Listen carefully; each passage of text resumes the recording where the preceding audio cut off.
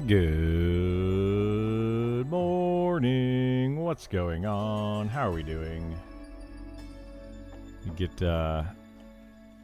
this all set up here. We're gonna be playing the Beast Lord, Beastmaster, whatever it's called, a little bit more today.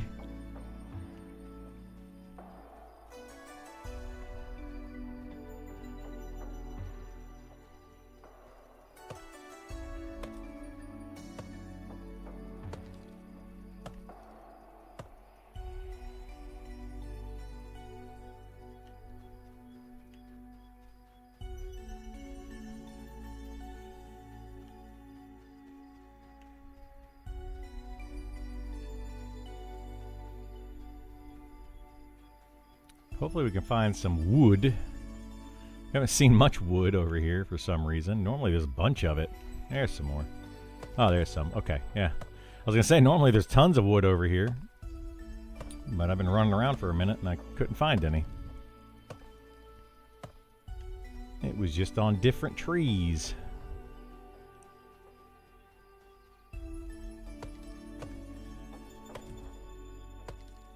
I do kind of wish that they would allow you to just cut a tree, like target a tree and cut it.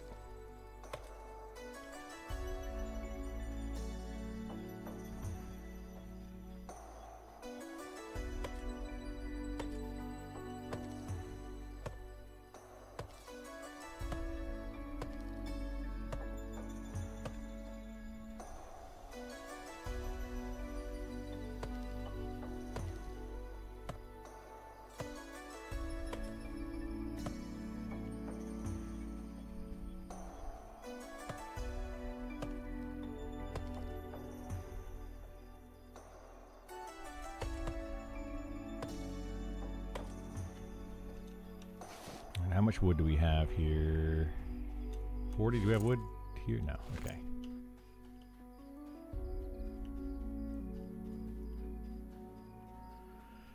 Let's see. More wood. Wood.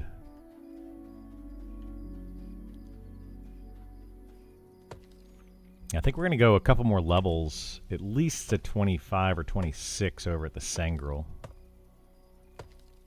And then from there, I don't know what I'm going to do. Oh, thank goodness it's daytime. I can see.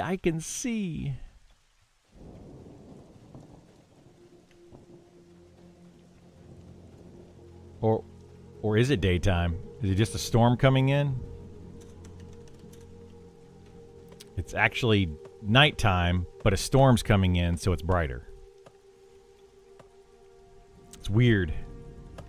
Weird how that works. Really hard to see. And then in comes the rain, you know, to increase visibility. Because that's how that works.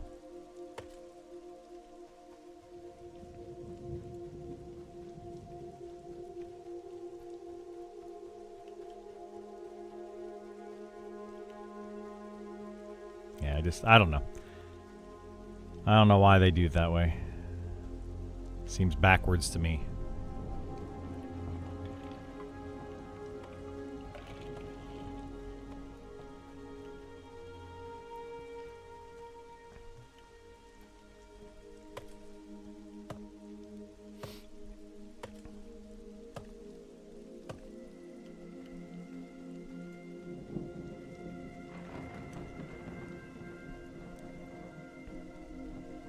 I wonder where we can go and get shelter and still pull Sangrel.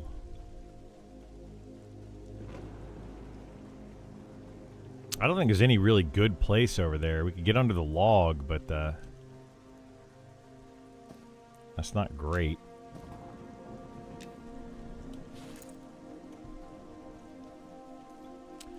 The log, the wonderful log.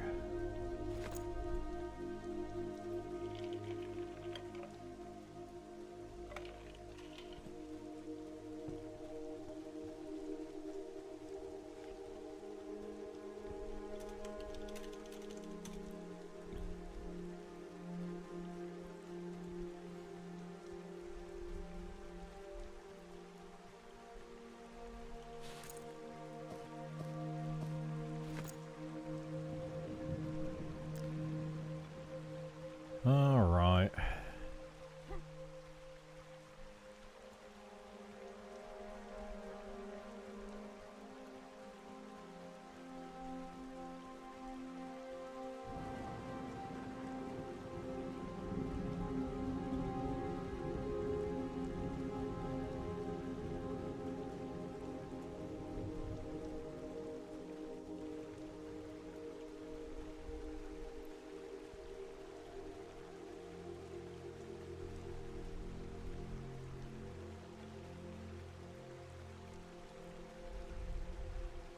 Go ahead and get rid of this, I think. We know the pet's doing all right.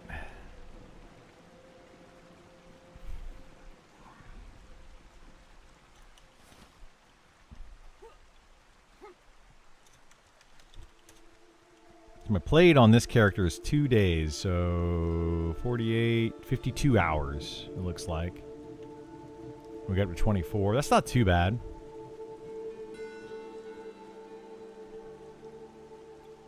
A lot of that's me running around trying to learn Phelan Draw, the Phelan Drill, Phelan, whatever it's called, the Wood Elf Haveling area.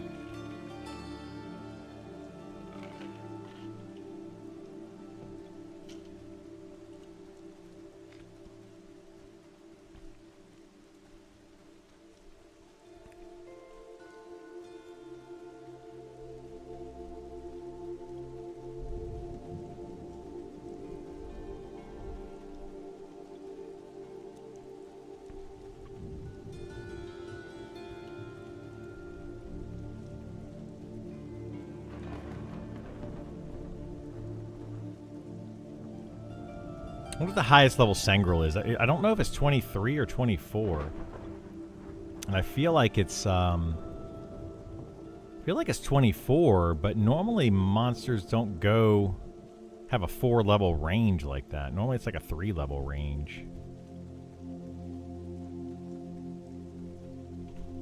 So I'm curious. Oh my goodness gracious. Lightning bolt.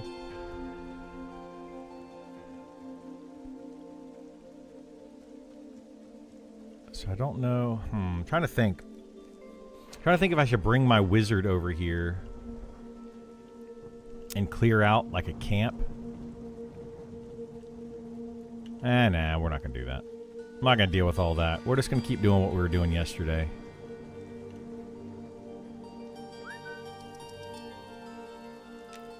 Stay passive. Oh my gosh.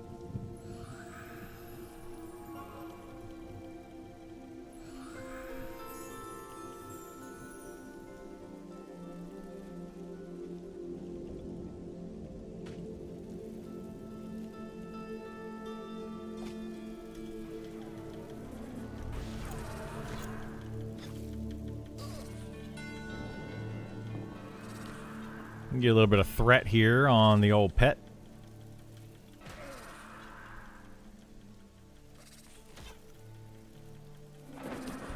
Oh, well, I guess we got rooted.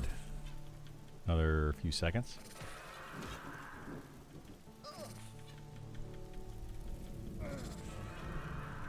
Oh, shoot, I need to also change this. There we go.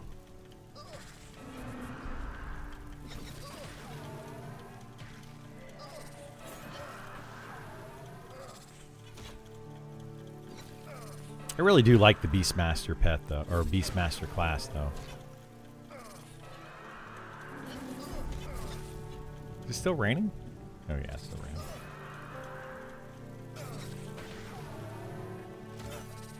I'm liking the way that this plays, you know? Like, it doesn't have a lot of buffs and things that it can do, but I do like the way that it's playing out.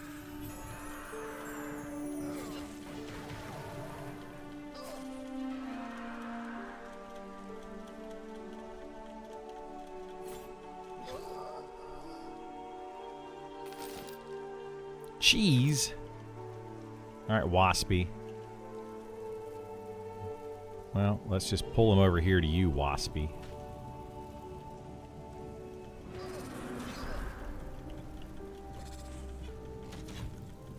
I think he's got a lot more threat now. 24 definitely made the wasp pet better, I feel like. With the new buff that he gets, or that I get to put on the pet.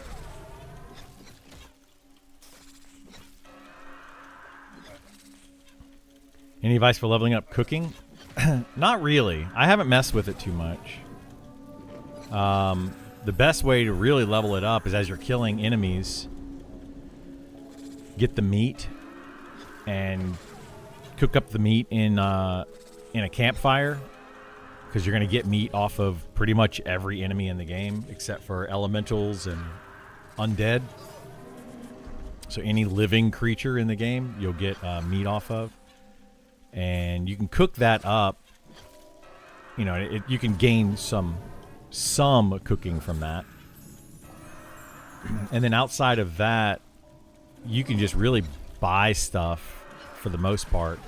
You could save up some of your meat, and you could go and like buy some of the vegetables and whatnot and the broth. But yeah, it's just save up all the stuff you get, take it to town, and see what you can make with it. There's really nothing to make with cooking, though. There's really no reason to use cooking yet. It doesn't give you like better quality food. I would just recommend buying rations and flask of water. Just buying these two things. They last just as long, or if not longer, than all of the other food in the game. So there's really no reason to do it. It's just not a fully fleshed out trade skill at the moment. Tried baking fish broth. I couldn't figure it out. Yeah, I don't know. Honestly, it's like I said, I haven't really messed with it because it's just not fully fleshed out. There's so much missing from cooking.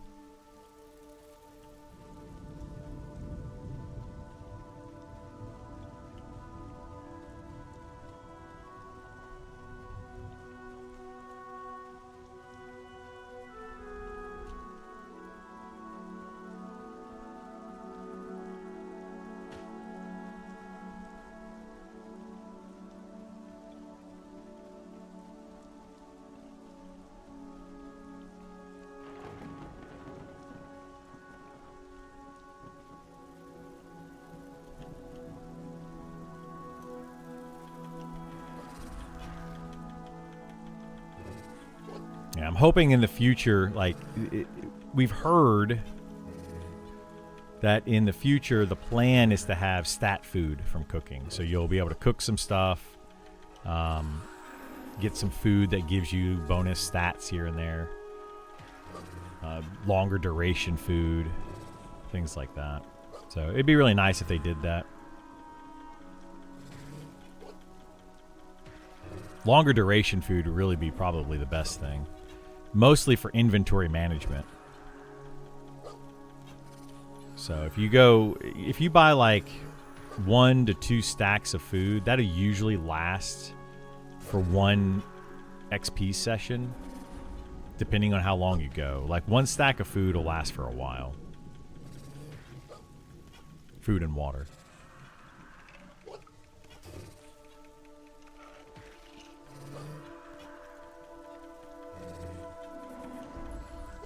I usually buy 3 stacks at a time when I'm in town. So 60 rations, 60 water.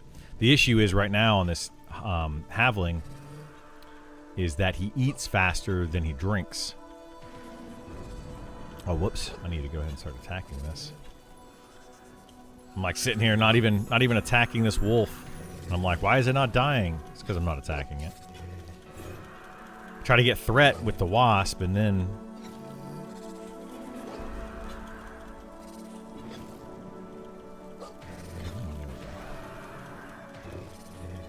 I feel like there's like a delay or something where you can't use a Savage Strike or Enraging Strike.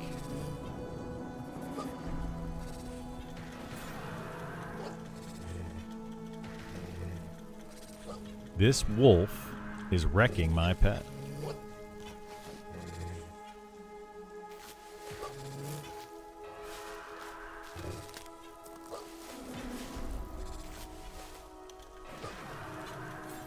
Yeah, this thing is, well, it's gonna kill my pet. There it goes. Hopefully we can kill it. Good gosh. Sometimes you get monsters over here that are just... They just destroy you. Every once in a while. You just get one that's just so strong compared to the rest.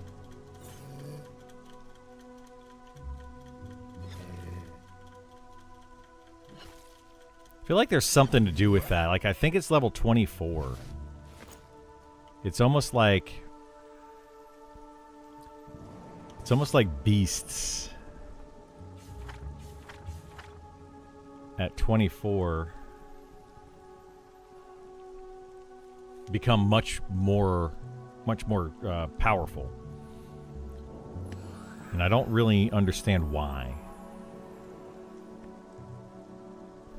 But there's a drastic jump, it seems like.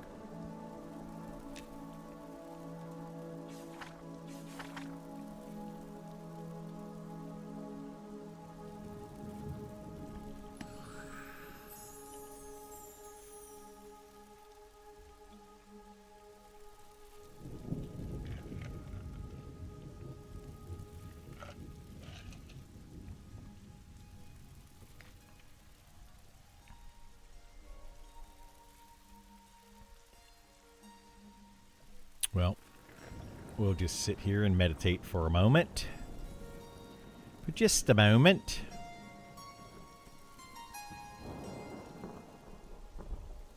Need my campfire buff. Rain, go away. Rain, rain, go away.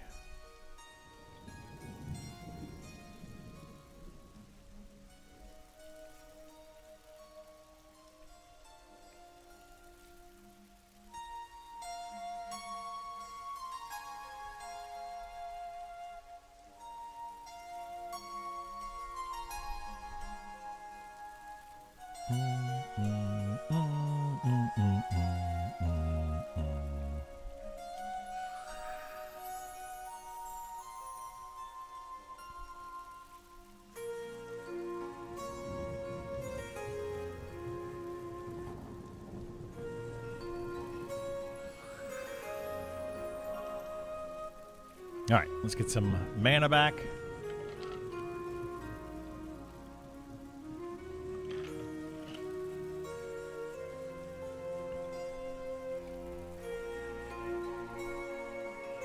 Do I have Pal World downloaded? I kind of thought about playing some Pal World. I don't. I only got 43 hours into a playthrough I had before. Let's go ahead and download it.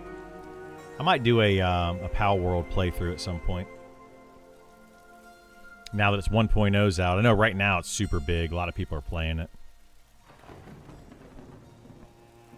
Could be fun to set up a Pal World server. Like Pal World community server or something.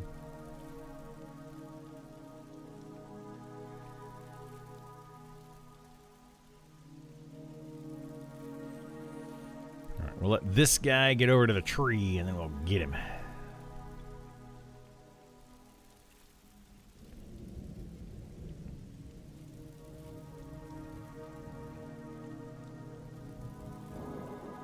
Why do I have 20 magic resist? The heck is 20 magic resist coming from?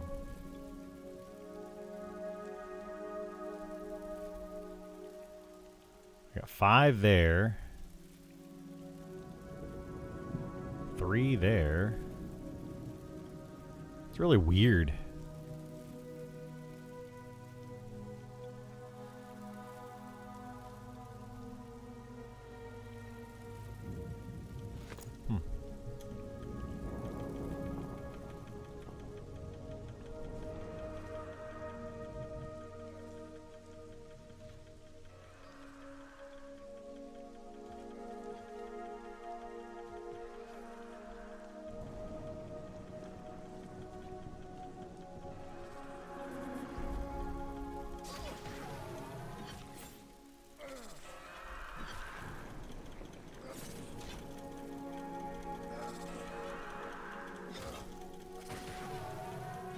I would like to get this character up to like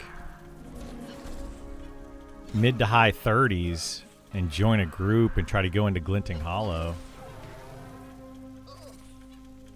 That'd be kind of fun.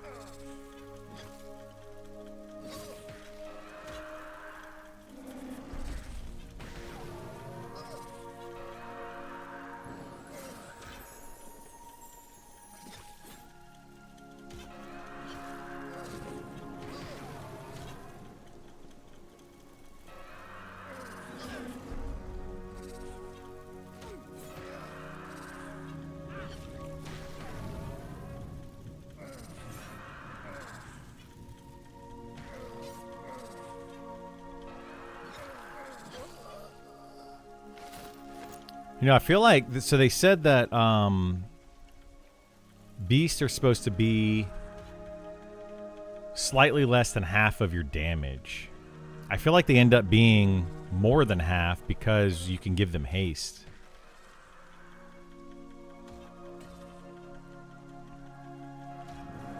But I guess if you give yourself haste, like if you had an enchanter in your party, you would be more. I don't know. I don't know how that's going to work. I need to compare like my damage to my pet's damage. Let's do that. Let's do that.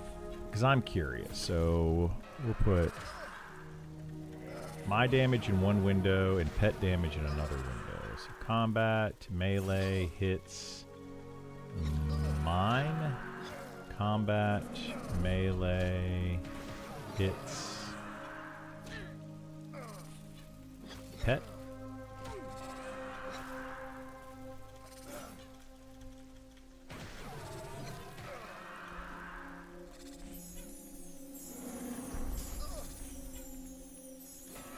Definitely doing more damage than my pet. Why is my pet taking damage right now? What the heck's going on? This thing's hitting me, but somehow my pet's taking damage?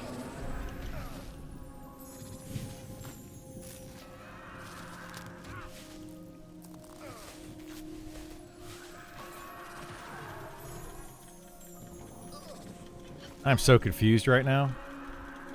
My pet was taking damage that whole time.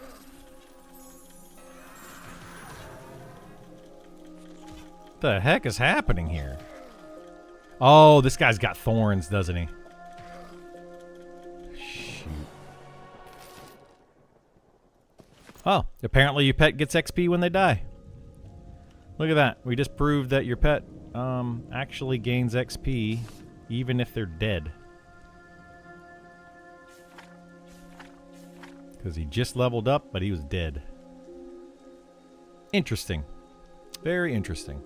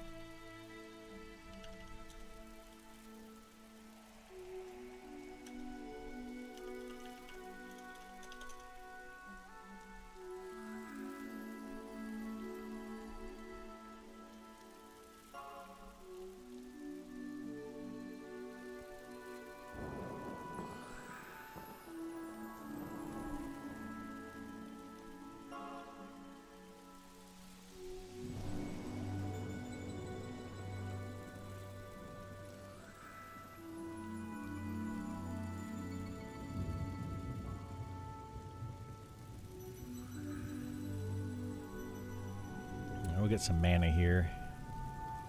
I don't know if this guy's going to run over this way or not. The Entangler. Does he come all this? No, he just goes to this camp, I think, here. Yeah, he goes there.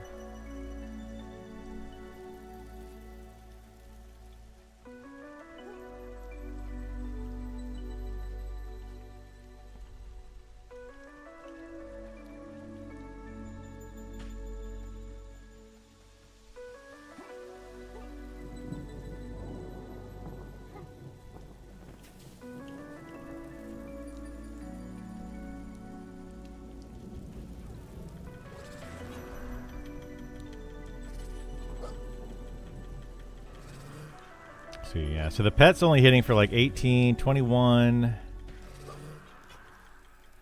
29.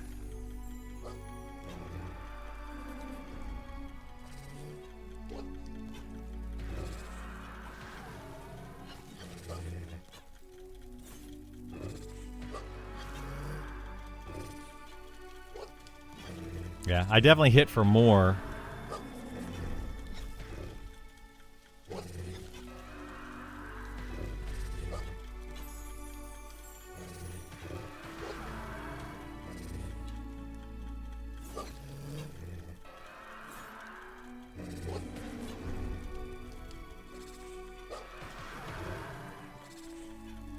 Yeah, the pet really doesn't do that much damage, to be honest.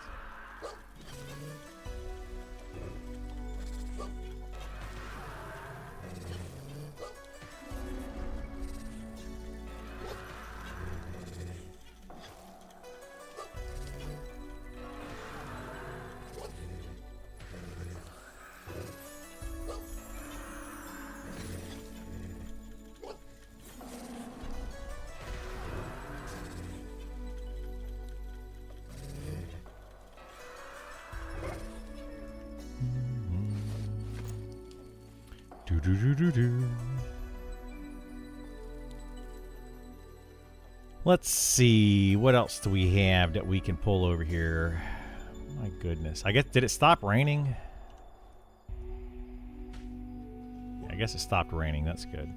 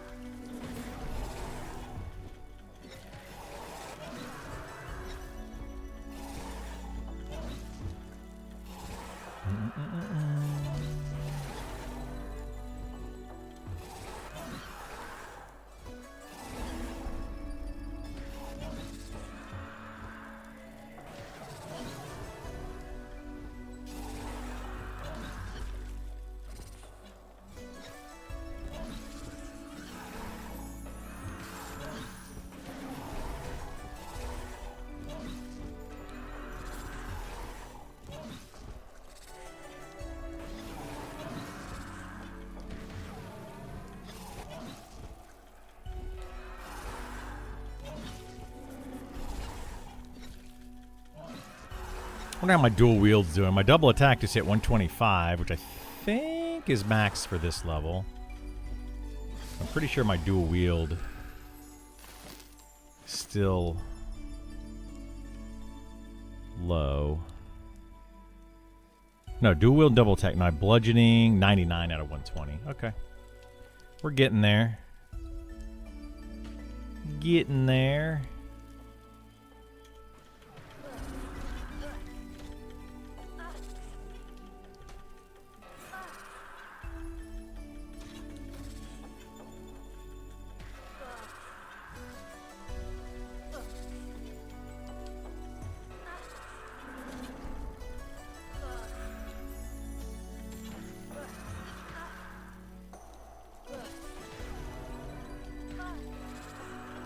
Slowly but surely.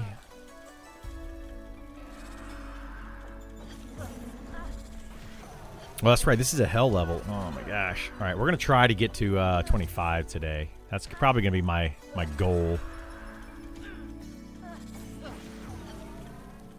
See if we can do it. I forgot this is a hell level.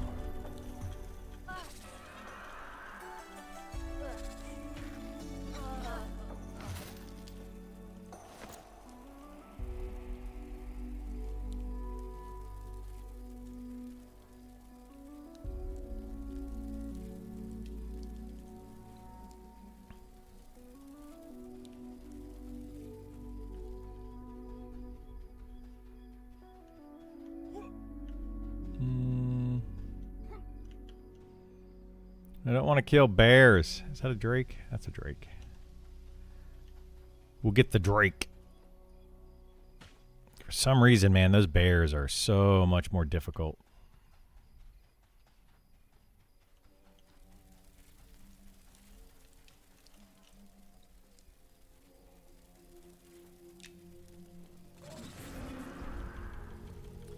Didn't a bear kill you yesterday? Yeah. A bear did. I think a wolf did too. I think they both killed me yesterday. The bear, I wasn't paying attention. I don't know. One time I wasn't paying attention, and another time it was just like, what the heck is going on? Why am I taking so much damage? Weary Bard, how you doing? I'm playing a Beastmaster at the moment. Yeah, we're leveling this up, waiting for the next deep dive class to come out. So we'll probably keep playing this one until the next, whatever the next deep dive class is. And depending on what that class is, we might make a new character and play that, or I might mess around on somebody else's character if they have one that's higher level, just to see how they play.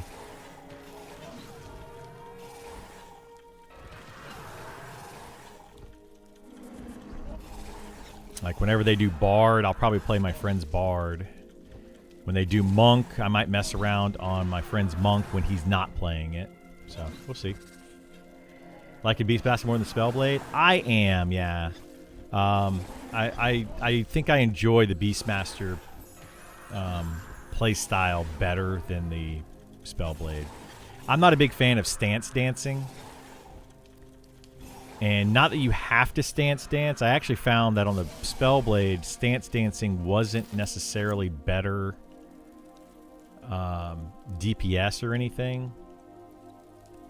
But I just felt like I was underutilizing the class by not stance dancing.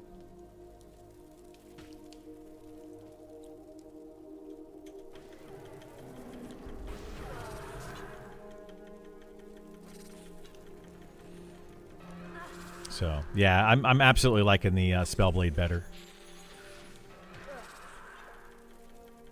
Trying out an Inquisitor at the moment. Nice, yeah. The Inquisitor is a really cool class. If they make, if they do an update on one of the tanks soon, I'll probably start a brand new tank. But we'll see. Spellblade is one of those classes I wanted to love, but behind the wheel, just couldn't get into it. Yeah, I don't like it either. I just don't like the way that it plays. So I'm right there with you. There are people, though, that have come in that said that they really like the Spellblade and the way that it's playing now. And they're enjoying it. So, you know, there are people out there that'll probably play it. But, yeah, it's just not the class for me. I think it's overly complicated for no reason. It's too many button presses. It's just too much. There's too much going on for no reason. That's just my quick rundown of the Spellblade. Like, swap to a different stance to use Conduit, to swap to a different stance to use your Discharge, and swap to a different stance to use, like, and it's just, I don't know, it just feels bad. Just constantly stance dancing, swapping around. You know, if you want to stun something, you have to go to Electric Stance and then use Conduit. If you want to do the most damage, you go to Arcane Stance and use Conduit. If you want to just be straight DPS, it's Arcane Stance, Conduit, Electric Stance, spam Discharge. until Arcane Stance is back up, and then switch to that Conduit, and then, you know, that's basically best DPS. Yeah, I don't know. Just felt bad to me. I don't like it. But if you don't want to stance dance and you just stay in electric stance and spam discharge, then I think overall you're doing the most DPS, but you're going to run out of mana doing that. So you want to use Conduit in a longer fight, or like a longer, if you're in an XP camp. Yeah, you want to use Conduit. So yeah, it's just a whole thing. Who dat? Creatures.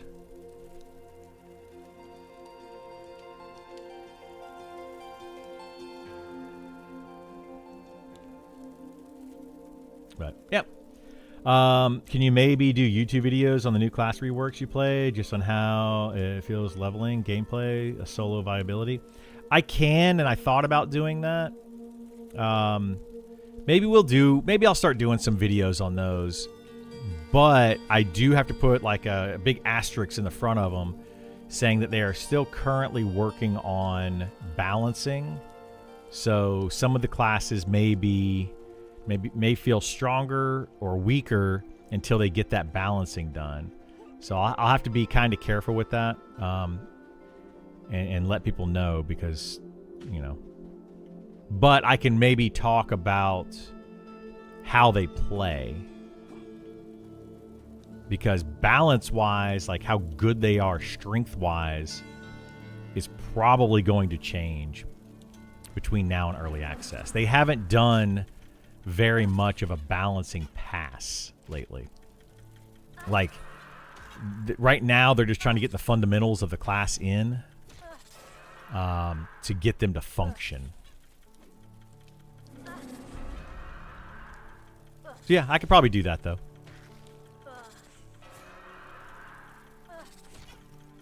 Like I could do Wizard, I could do Spellblade, and I could do Beastmaster.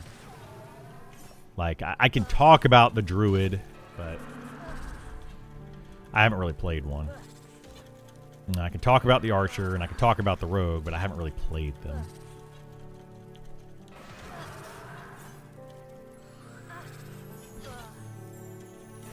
Your Spellblade's only level 7, you got bored. So the Spellblade, you need to get it to like level 10 to 12 before you get all of its abilities. It's kind of a... Yeah, it's one of those classes when until you get to 10, I think it's around level 10. Then you get your last stance. But the problem is, like, you get your last stance, and then now you're just stance dancing a bunch, and you feel the need to do that. And then I think you even get more abilities later on. So I don't know. The Spellblade takes a while to really get everything.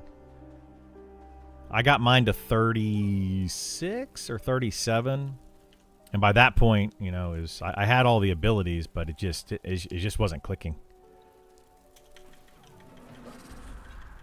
Like the I think one of the last abilities I got, which was just an utter joke, was the static field. I got that, and I was like, what the heck is this? Like, why do I even have this ability? Like, what? It's literally like arguably the worst ability in the game. It's literally that bad.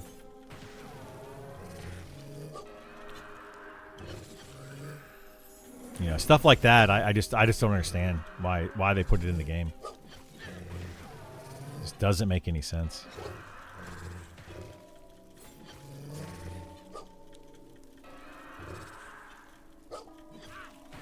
Like, I mean, the idea of static field is good, but yeah, there's just no use for it, like none whatsoever. But yeah, I'll try to do a video on them if I can at some point. Oh my goodness gracious. Yeah, these level 24 beasts. Telling you, man, 24 beasts are like 5 times harder than 23 beasts. And I don't know why. It's crazy.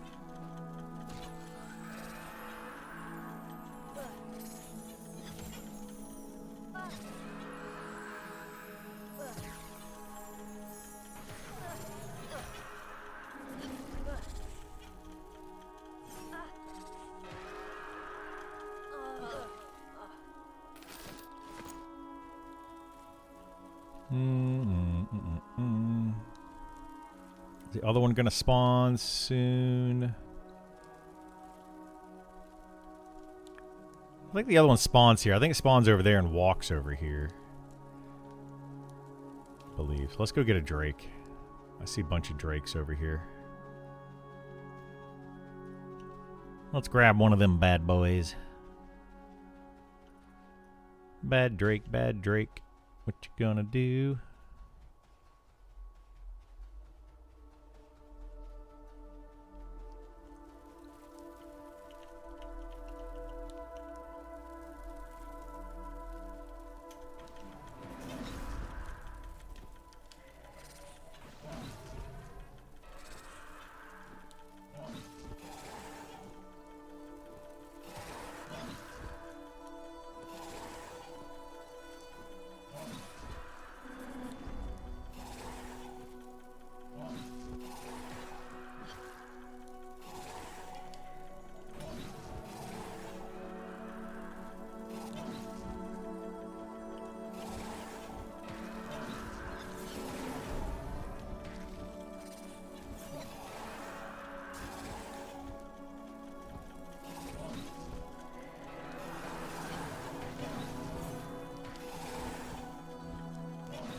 I want to try to duo this guy with an elementalist.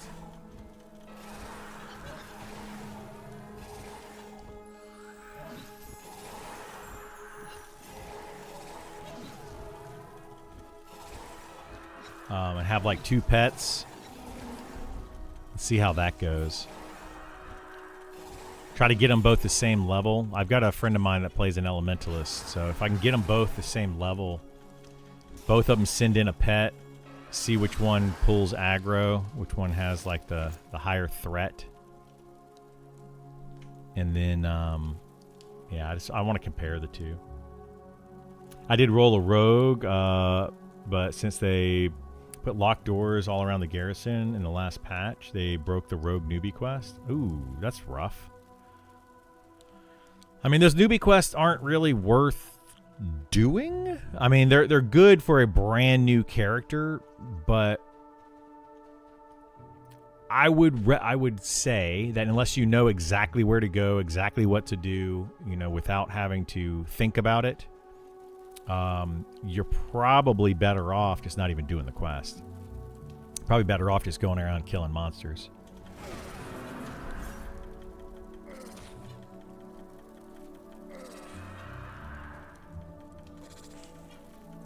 Way better items. Weapon has haste on it. Yeah, everything over in the Phalandraw side of the world, quest-wise, has better rewards, and the quests are just better. They're more thought out. They're more well done. And that's not to pick on anybody.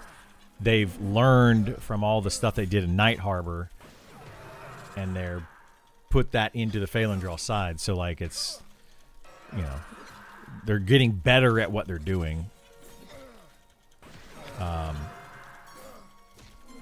But yeah, they're just by far and away better. Honestly, I think that they need to normalize the items that you get between the, like, if you do a rogue quest on one side of the world and a rogue quest on the other side of the world, they should be the same. I'm curious, can I give a bell pepper to this guy? Nope. Yeah, they should be the same item, personally. That's just how I feel about it.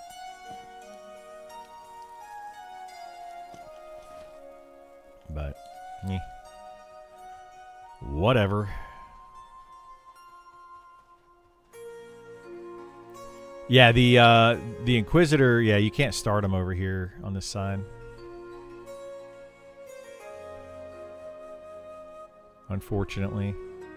That's going to be one problem at the start of Early Access. Hopefully we have more. I think we're going to have 4 starting locations at the start of Early Access. At least that's my understanding.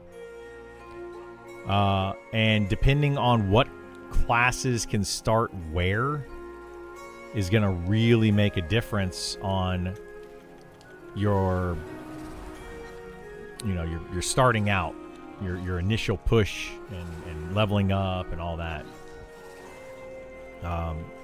Like if you can play a solo class over here on this side of the world, you're golden.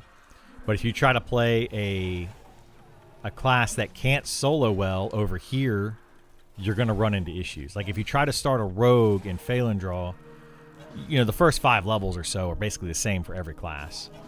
But after that, it becomes a lot more difficult to level up a rogue over here because it's harder to find groups to be able to continue to do stuff.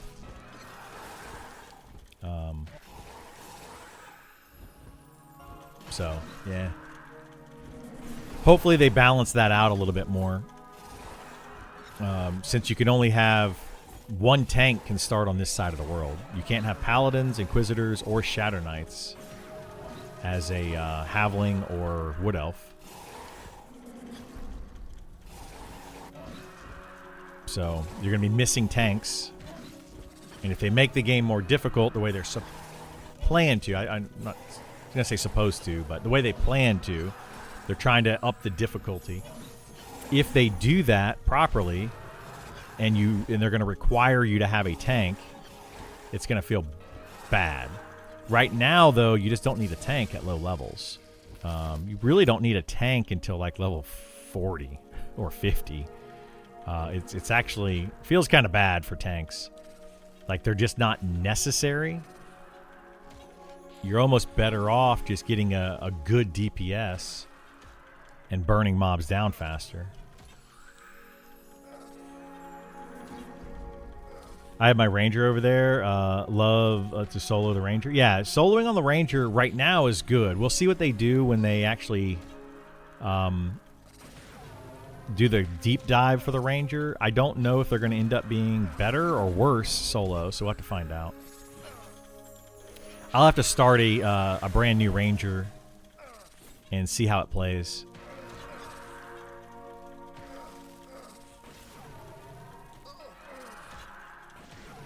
Whenever they do release that.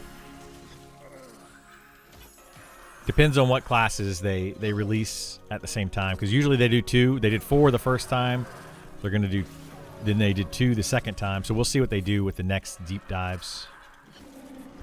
If they do 2, I'll just pick one of the 2. And level it. I'm kind of hoping at this point, because I have access already to the fighter. I have access to a cleric, a shaman, a monk, a bard, an elementalist. So I have access to 6 of the what, 9 classes that are left? Because we've gotten 6 deep dives. And yeah, there's 9 deep dives left. Right? Am I right on? No, that's not right. That doesn't add up to 18.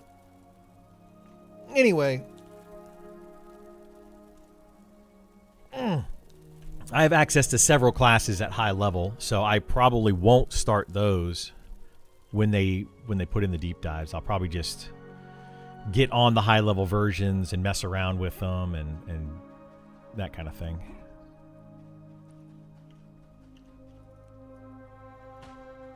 Like one day maybe I'll play with Isar. He's got a monk and a shaman. So maybe I'll play with him and I'll play the monk one day while he plays the shaman, and then I'll play the shaman one day while he plays the monk, just so I can show off the different classes. So yeah, maybe we'll do something like that. And then the cleric will do the same thing. I'll play the cleric, he can play his monk, and we'll show that off.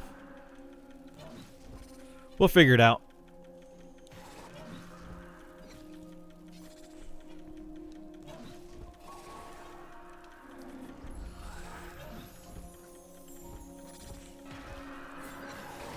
Yeah, there's a lot of content that I could make. It's just a lot of it's in flux right now.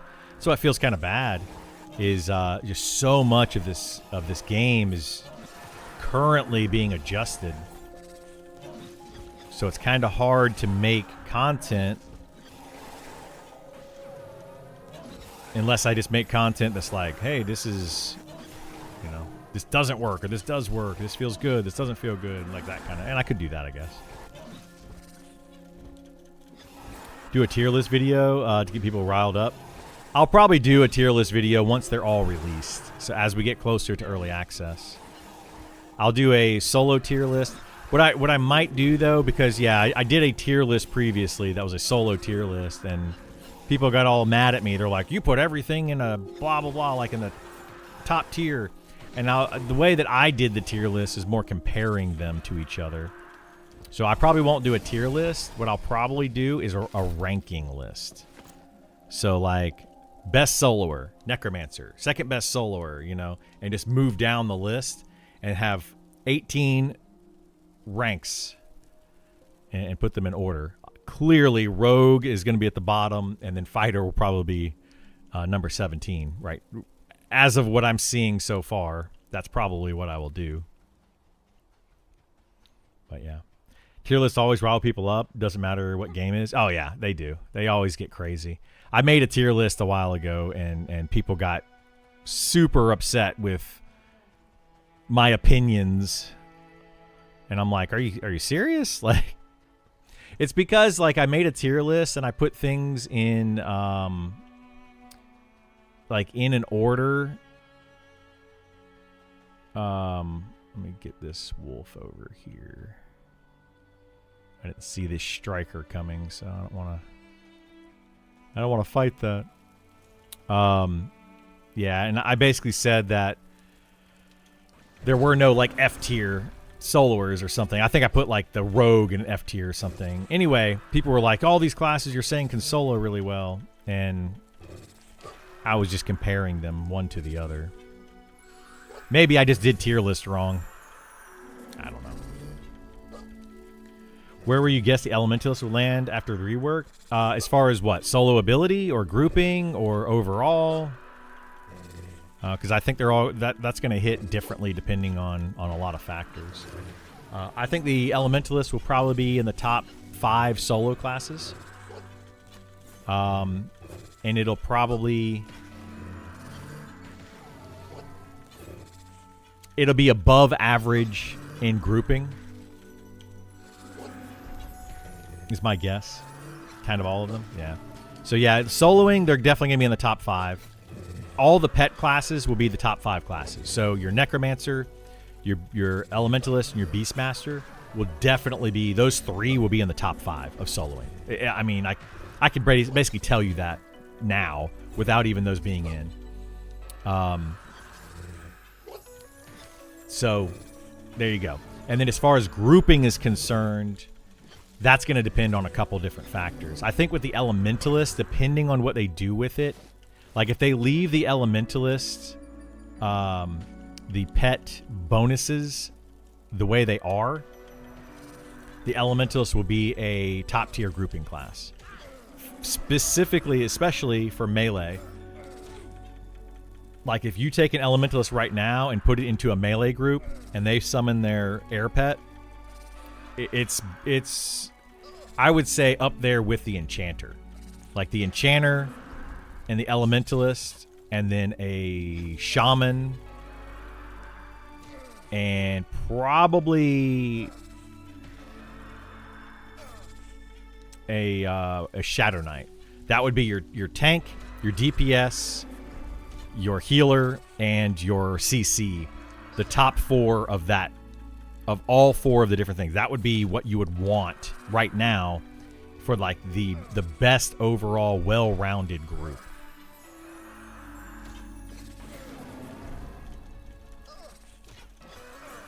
Like that group has everything. Literally everything. Like I can't think of anything that it does. Oh, it doesn't have a no, it does have a damage shield. It doesn't have teleports. That's the only thing that group doesn't have is teleports. Like I can't think of anything else that it doesn't have. I don't see many Necros around for some reason. Tons of SKs though. Yeah, Necros is a special play style, but they're probably the best solo class in the game. Outside of maybe...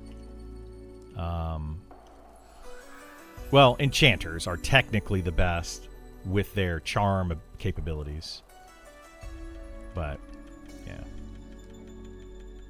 Patch notes are funny for me because they make it sound like Rogue would be better with soloing after the deep dive, but I think they're worse because they lost Incapacitate. Oh, yeah. Rogues literally, I don't know how they did it. Couldn't for the life of me tell you how they did it, but they made Rogues worse. Like, it's shocking to me because they were already... I would argue that the Rogue is the worst class in the game prior to the deep dive, and they made them worse. Like, it's absolutely shocking.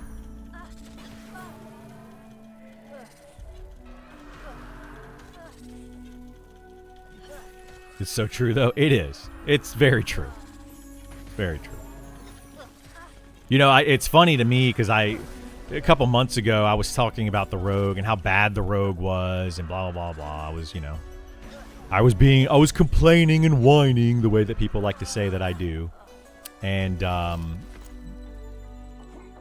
I was saying that, and there was a guy in my channel who was playing a Rogue, and he's like, no, you don't know what you're talking about. Rogues are great. They're this and that and blah. And he was like saying all the things that Rogues were good at.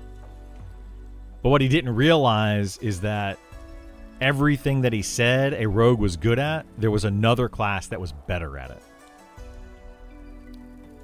And that, the guy's completely disappeared. I haven't seen him in a while. I'm pretty sure he just quit the game. But that's the problem with Rogues is they're pretty much like a jack of all trades, master of none. But they're not even a jack of all trades. They're like a jack of some trades, master of none. And it doesn't make any sense. It's like they give them DPS and they're not even the best at it. And then they give them like some utility and they're like mid-tier in that. They don't give them any kind of healing, any kind of tanking. So the only thing that Rogues have is DPS and utility. And they basically give them like mid-tier on both. And it doesn't make sense. You know, it just doesn't make sense. Any recommendations on a good place to solo at 16 on a Beastmaster? Need a spot I can AFK, kill here and there. Depends if you are a little bit. If you have a little bit of gear, you could probably go to Fallen Pass and kill some of the stuff there. I would say that's better at level 16, or sorry, 18, but you can go there. If you don't have any gear whatsoever, 16...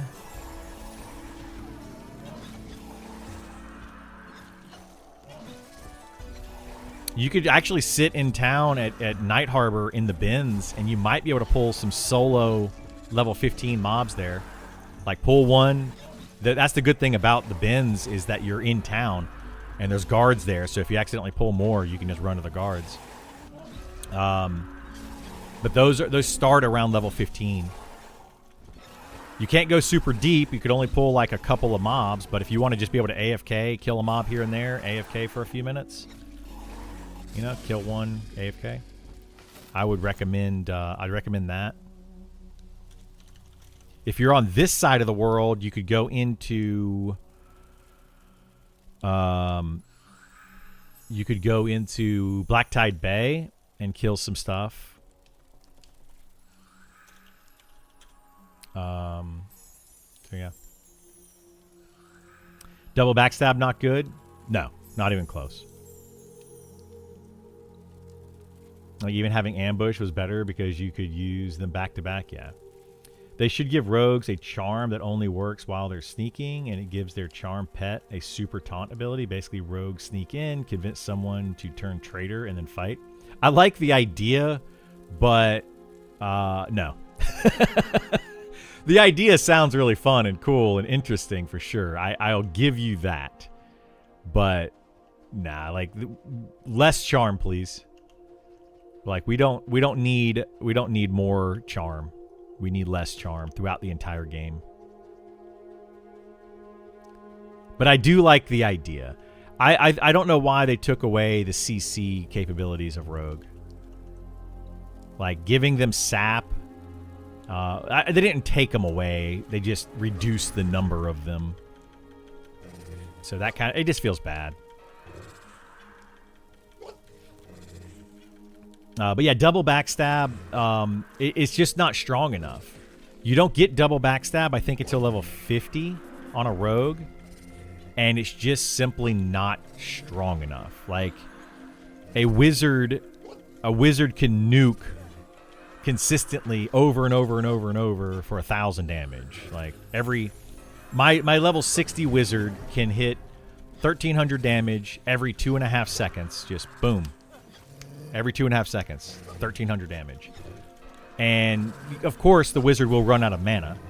But if you factor that into a rogue, let's say a rogue has a 10-second cooldown on their backstab, and they're doing less than 1,000 damage. Like, they're just not keeping up, you know? Now, the rogue does have more consistent damage, whereas the wizard can't consistently do damage for a long period, whereas the rogue can sit there and auto attack. So there is something to be said there, but it's just not well balanced. And the wizard, honestly, is also not well balanced. The wizard is underperforming, even doing 1,300 damage every 2.5 seconds. It's still underperforming, and a rogue does maybe not even 1,000 damage every like 10 seconds or whatever it is. It just doesn't feel good. It's just bad. And then you compare it to a Beastmaster or a Spellblade, you know, or the other classes, like, or an Archer for the classes that have been through their deep dive, or you compare it to any of the other classes in the game that are just consistently doing damage, and they're just doing consistently higher damage. A Druid can do more damage than a Wizard or a Rogue, and it's a healer. Primarily, it's a healer. It just feels bad. Just the whole thing feels bad. Do they have plans for pick lock in this game? They have mentioned it, that they do have plans for something like that. I don't know. I don't know what the idea is, but yes, there is a plan for like a pick lock and a plan for like disarm trap and all that. But I don't know when or if that's going to be coming into the game. I don't know much about it.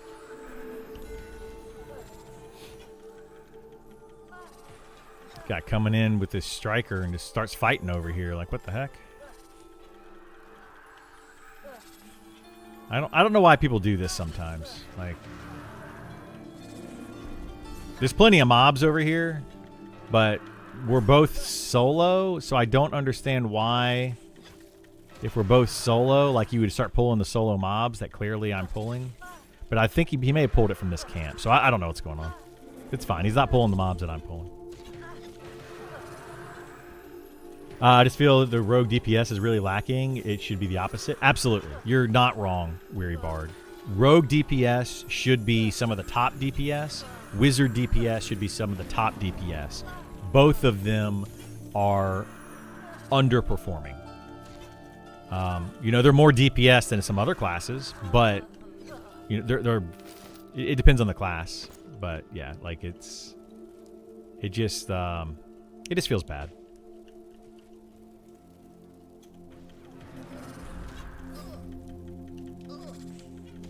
Honestly, I think that the Rogue and Wizard should be the best DPS classes. And maybe the Archer should also be up there. But they're just not. For some weird reason.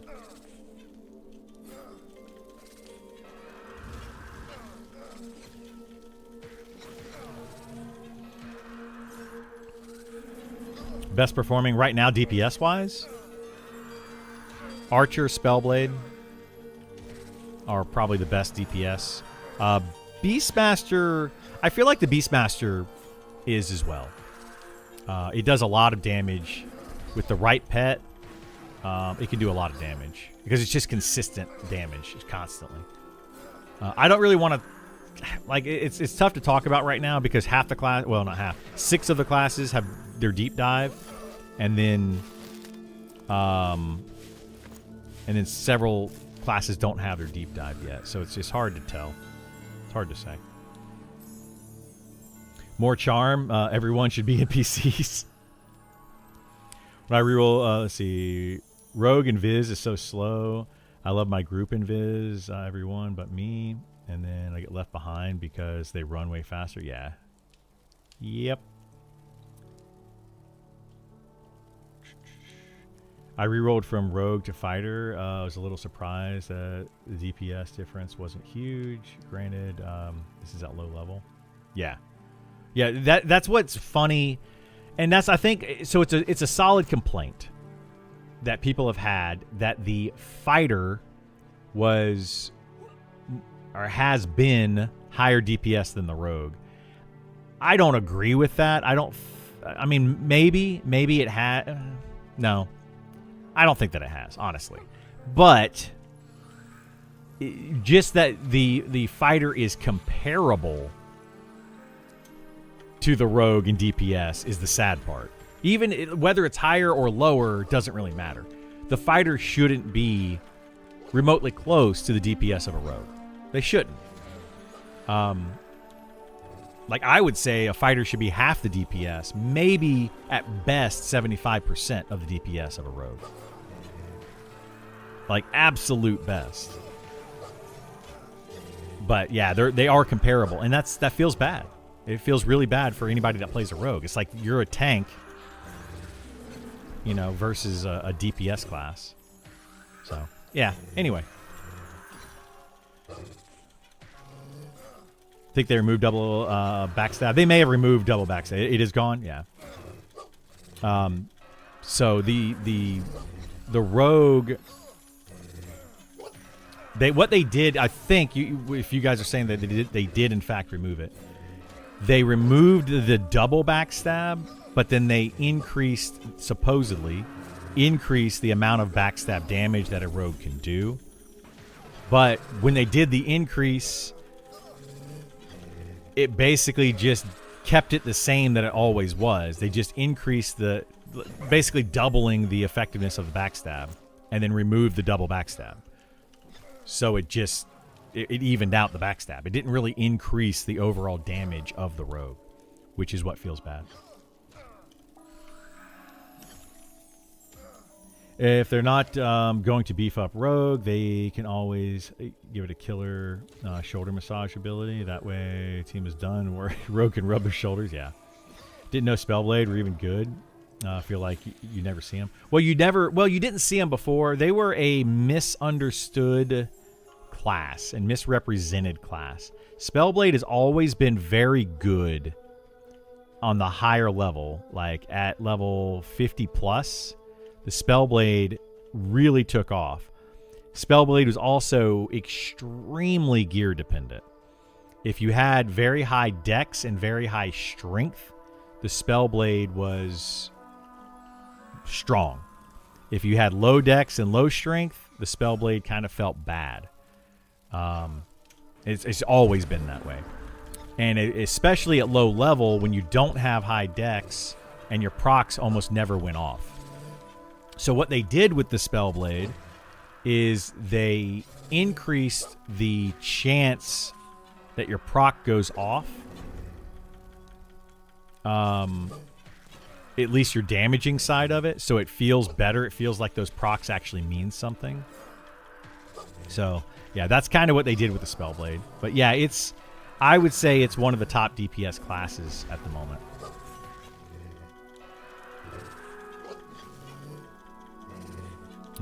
Yeah, I leveled mine to 36, and even before twinking, I was doing pretty well damage-wise. And then when I put a few items on him, didn't overly twink it, but I put some decent gear on him. Now he's not even, I wouldn't even call him twinked. He's just on par for his level. And he was doing very good damage. Around level 35, 36, I think is what I got mine to. And, yeah, all the gear that he has on him is basically what I would get around that level if I were grouping and going out and farming gear and stuff. Oh, shoot. Hit auto run there. That was bad.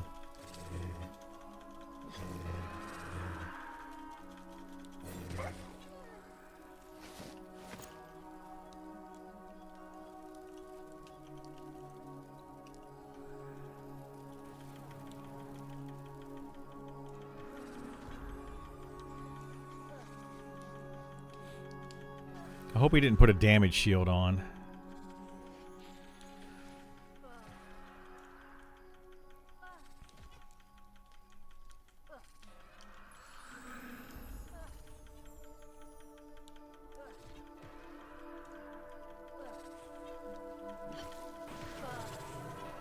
I didn't see him cast one. He put regen up, though, I think.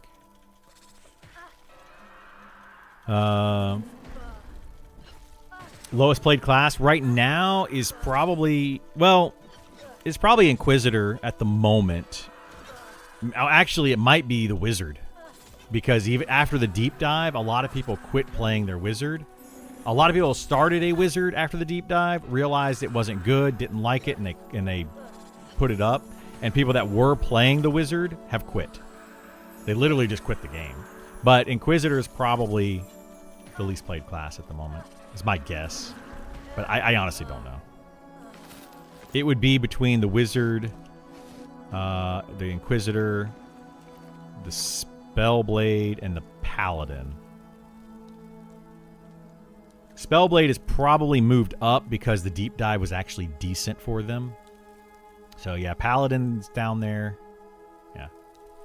Just a guess. What do you feel about the Shaman state of play? Right now, the Shaman is overpowered as heck. It's super overpowered. When they changed when they changed the Wisdom to do damage, they basically broke the Shaman, and it's just like crazy good. It's the best. I would say the Shaman is the best healer in the game for keeping your group alive, plus its buffs and its damaging capabilities. It also still has a pets and its debuffs. It literally has everything that it needs other than the ability of tanking. Like but it can still tank because it debuffs a mob 50% run speed slow, and then it reduces the mob stats, and it allows pretty much any class to face tank a mob, so including itself. So yeah, Shaman right now is basically every class rolled into one. Technically not a tank, but because of its debuffs, it can also tank. So yeah, it feels really good if you're a Shaman right now. Don't see many rogues either. Yeah, rogue is also one of those lower end classes. So yeah, rogue, paladin, inquisitor, wizard. I don't know in what order those would be right now, but yeah, I would imagine those are the lowest. I mean, we can do like a who all wizard, who all rogue, see how many people are playing them. But it's not It's not really indicative of what it'll be. Because, like, people are still trying the rogue out because they had their deep dive recently. If Shaman had teleports, there'd be very little other classes. Oh, yeah. Yeah, absolutely. Like, Druid right now, Druid, Enchanter, Shaman are probably the 3 best classes in the game.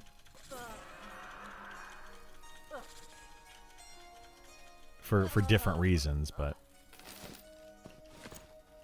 yeah, they're all pretty solid. 21 rogues, 16 wizards, 37 druids. Oh, you're doing like a who all in game right now? Yeah. And it makes sense. Like Enchanter, probably up there in the 30s. You know, it's just, you can tell what the good classes are by doing just who all in game and see who's playing them. Like it should be, right now, it's like if you take a graph of highest to lowest, it would be like a very big slope, right? Druid, Enchanter, Shaman way up here, with Inquisitor and Rogue and Wizard and stuff like that way down here. Only 23 Enchanters? That's actually surprising. It used to be, Enchanters were the highest at one point. But yeah, Druid right now is super overpowered. It's up there. Druid and Shaman, they're ridiculous. They're both ridiculous. Probably a lot of new players playing their favorite classes from EQ since beta invites just went out. Still the weekend. Yeah, so that's the problem with it, is because it's beta, you're getting a lot of people that are trying out a lot of different classes. So I would say the better way to look at it, if you want to try to get better statistics, is what classes are being leveled past a certain point, past like level 30 or past level 40. Because clearly if people are getting them to level 20 to 30 and continuing to level them, then they're probably a halfway decent class. But if they're getting them just to around level 20 and they're like, okay, I feel like I've gotten my idea or feel of this class, and they just stop them there, those are either A, people that are just trying out every class and leveling them to 20, or B, they realize the class is not very good and they're moving on to something different. 9 Inquisitors, including you. Yeah, Inquisitors are definitely one of the least played classes. Absolutely. Paladin are probably also down there, is my guess. Been trying out a lot of classes. Yeah, and a lot of people are. You know, a lot of people are trying out classes. So just because you have a dozen people right now playing a class doesn't mean that the class is good. It just means that they're trying it out. Especially with the new deep dives, right? Like, if you have, there's probably several rogues and Beastmaster right now that are literally just playing a rogue and Beastmaster because of the most recent deep dive. The only reason I'm on the Beastmaster is because of the recent deep dive. That's it. That's the only reason. I wouldn't be playing it if they didn't do a deep dive on it. I'd be playing something else. So, you know, that's, you got to take that into consideration.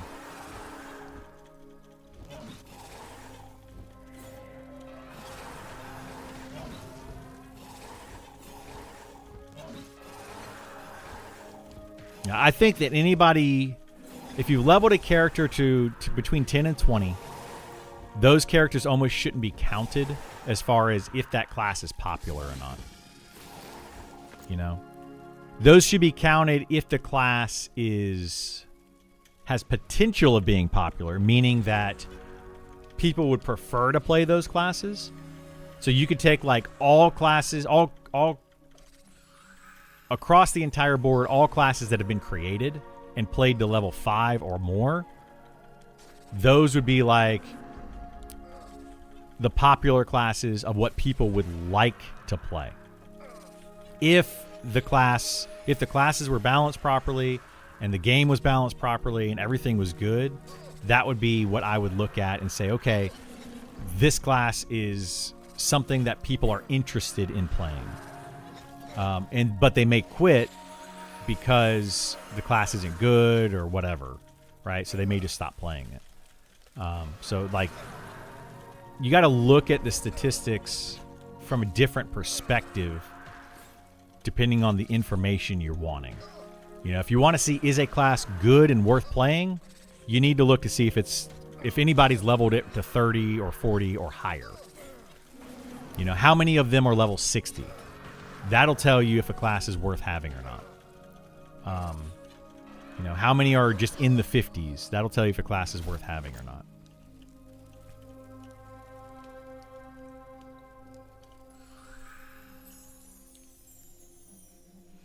Good morning, Knuckles. How you doing? Going to try an Enchanter next. Absolutely love doing CC on my Enchanter EQ. So there's good and bad about the Enchanter right now. The Enchanter is the best CC class in the game. It's going to be wanted in every single party just for the CC, the buffs, the debuffs. It's going to be wanted, period, right? Just for those. But on top of that, they also have Charm, which is the best damage in the game. And they're going to expect you to charm. You're not going to have to. They're not going to be like, if you don't charm, you can't be in my group. Most likely, for several reasons. Some of them it's because it's beta. Sometimes it's just because people, you know, want to play the game, whatever. There's reasons that people are going to say that.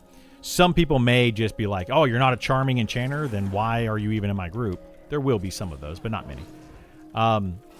But yeah, overall, the Enchanter CC-wise is far and away the best. Like, you're going to want one in a party. Without Charm. But right now, with Charm, like, they're super strong. So, we'll have to see what they do with the nerf. I don't know when they're going to actually be nerfing Charm. People say that they've already nerfed it. They have not. They have never nerfed Charm. It's always gotten stronger. The only thing they did was require gear for it, which is not a nerf. So, yeah, we'll see what they do with it.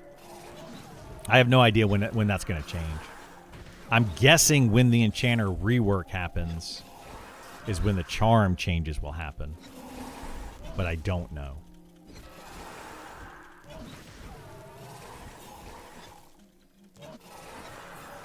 Have you tried Bard? You may have said it earlier and I missed it. I played Bard a little bit, not a lot, but I played Bard a little bit. A friend of mine has a 56 or 57 Bard. So when they do the rework on Bard, I will probably play it then. But Bard right now is in an okay place. But it's not great. I would put Bard very close to Rogue at the moment, right? But above Rogue. Like, Bard is better than the Rogue. Rogue is just the worst class. But Bard is, it needs a lot of work. It needs a lot of love. It has potential to be amazing. But it's not. At this time, with the progress they're making in beta, do you think they will get the player base they anticipated for EA? Yes. I think this game's going to have a solid minimum 30,000 people that at least get 1 month subscription. At least the first month of subscription. I think it might even be upwards of 50,000 or more for 1 month in October. Sometime in October. Maybe they won't start necessarily October 1st, but I think throughout October they'll have, at some point, their maximum subscription will be at least 30 to 50,000. Then we'll see. At that point, it's going to depend on how well that they have implemented these classes and how well the balance is at that point, and how much content there is, and is there in-game content? All that kind of stuff is gonna factor in after that first month. So will people continue to subscribe in November and in December?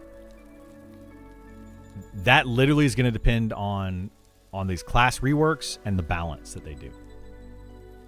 Balance throughout the game. And I know people, when they hear the word balance, it triggers them. It makes them all like, no, we can't have balance.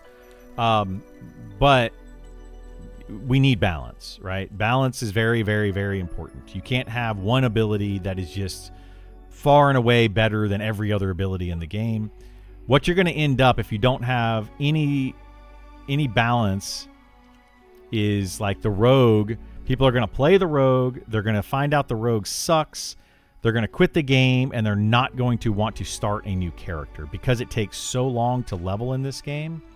They're going to be like, I am not leveling another character. I'm not going to even try it because I had such a bad experience with my first character that happened to be a rogue. They're not willing to give another character a chance. There will be a few people that are willing to just be like, rogue wasn't for me. I'm going to switch to a different character. Sure, that will happen. But there will also be quite a few people that are like, nope, game feels bad, not playing it. So there will be what Sean calls the churn. So there will be people that just play it for a month and then end up quitting and leaving because the game just isn't for them.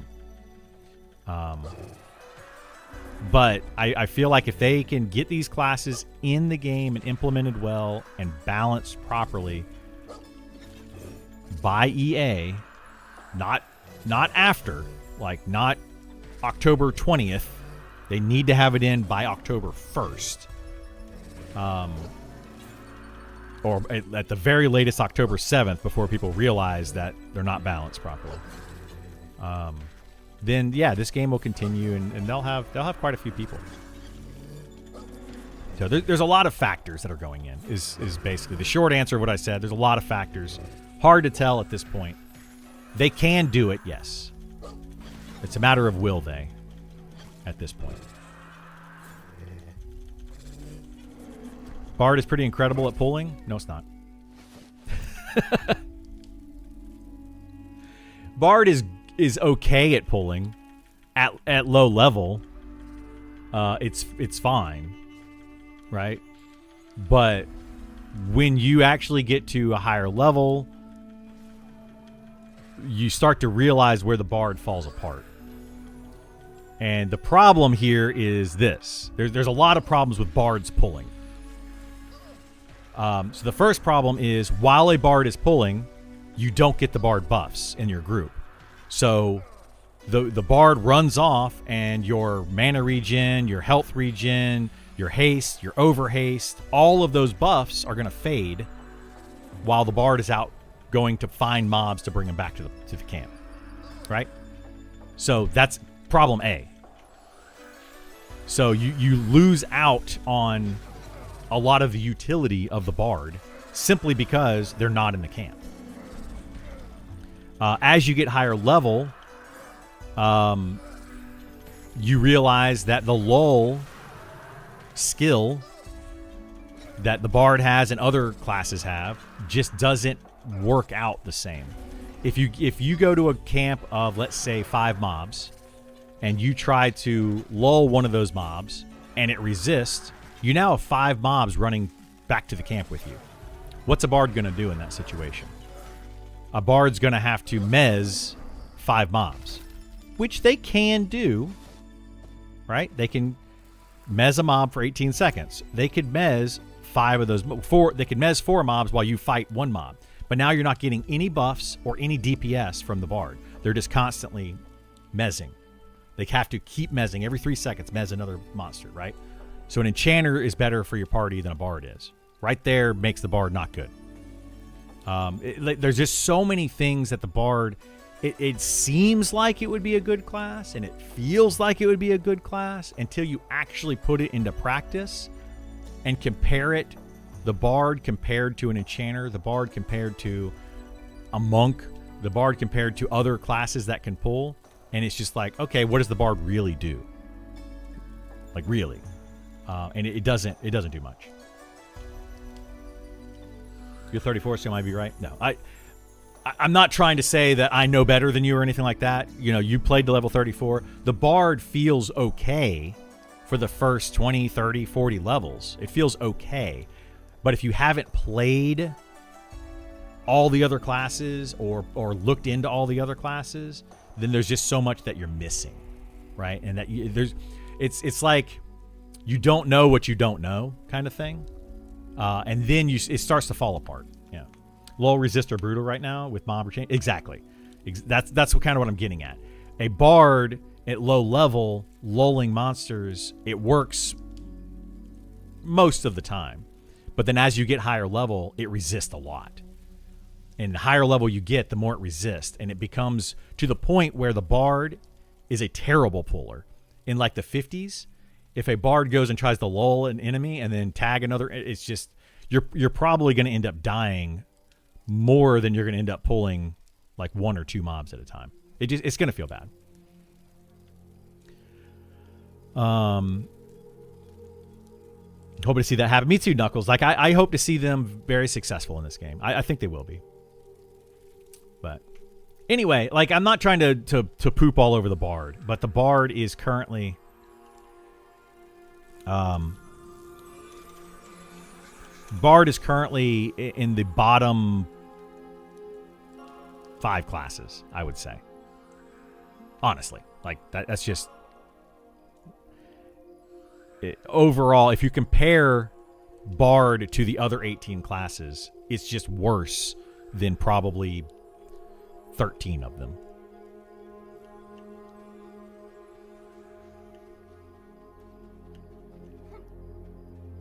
And it becomes more and more and more apparent as you get higher level. Like my buddy is a level 56 bard and he just quit. He got to 56. He realized that the class doesn't get any stronger as it gets higher level. It just feels bad. And he's like, I'll just wait till the deep dive. And he's just like, I'm done. So he doesn't even really play. So when the deep dive comes out on the bard, I'll get on that 56 bard and I'll try it out. We'll see how it plays. Are monks good pullers like back in EQ? Monks are technically the best puller. The only problem with monk pulling is that it's a little bit slow. You have to learn a lot about it.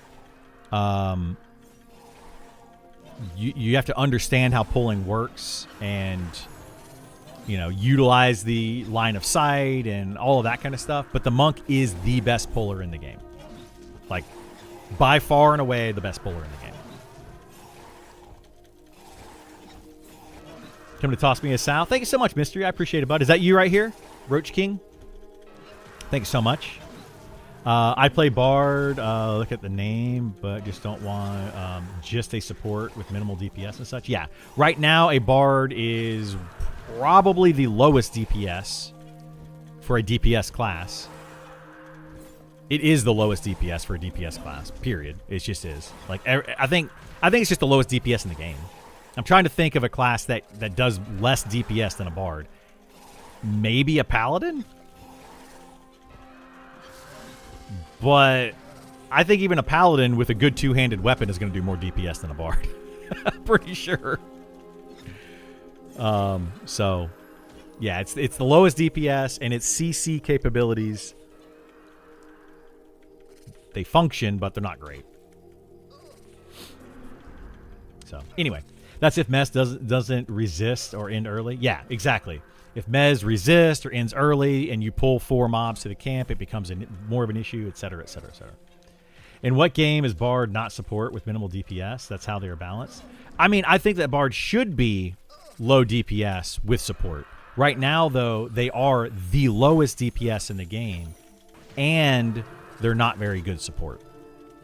An Enchanter is far and away better support. Like, it's night and day difference. Enchanter versus Bard. So, and the Enchanter with Charm can do more damage than anybody else in the game. So, like, it's just, the balance isn't there. I really hope that the Bard gets a lot of love. I like the Bard as a class, and I want it to do well. That's why I'm kind of talking so negatively on it, because it just feels bad to play when you compare it to other classes. And I want it to get the love that it deserves. So, if anything, me saying all this stuff hopefully will get the Bard overpowered, right? If people think that the Bard is strong right now, then hopefully by me saying that it's probably one of the worst classes in the game would just make it extremely overpowered later. So, we'll see. Ran with a monk and the mob changes really made them very slow. Yeah, monks are very slow at pulling. I would agree with that. Because they don't, like, lull, you have the reason that, again, that bards are not the best pullers is because people talk about bard pulling is good because of lull. Well, clerics have lull, paladins have lull, rangers have lull, druids have lull. There's a lot of classes that have lull. Enchanters have lull. A lot of classes have lull. So, how is the bard better than any of those classes, right? And that's what I'm talking about when I say that the bard isn't very good, is that all of those classes have the same things that a bard has for pulling, but then they also do additional things better. So it's just, the bard just needs love. It needs more DPS. Like, I think it shouts. I think the bard should be one of those classes that's an opportunity class. So it should have, like, the opportunity to do more damage, or it can choose to be a good CC class, or it can choose to, like, do different things. And it's an either or type of thing, but when it chooses to do one thing, it does it exceptionally well because it can only choose to do one thing at a time. Whereas an enchanter can give you the best haste in the game, right? While giving you the best mezzes in the game, while giving you a charmed pet, which is the best DPS in the game, while giving you not the best debuffs, but some very good debuffs, while being able to do, like, you see what I'm saying? It can do all of these things at the same time, at the best of their ability.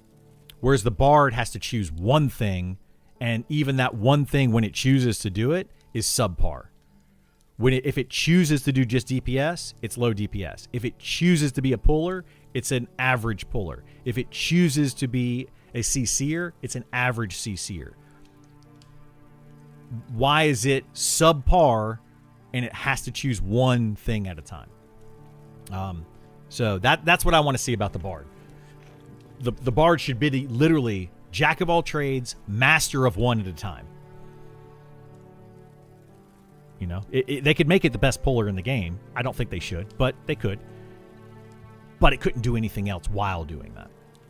Does that make sense? I hope that makes sense the way that I'm saying it. Do bards currently have resist songs? No. Well, I don't think so. I think that's something that people were talking about. I need to look into the bard a little bit more. But no, I to my knowledge, I don't think they do.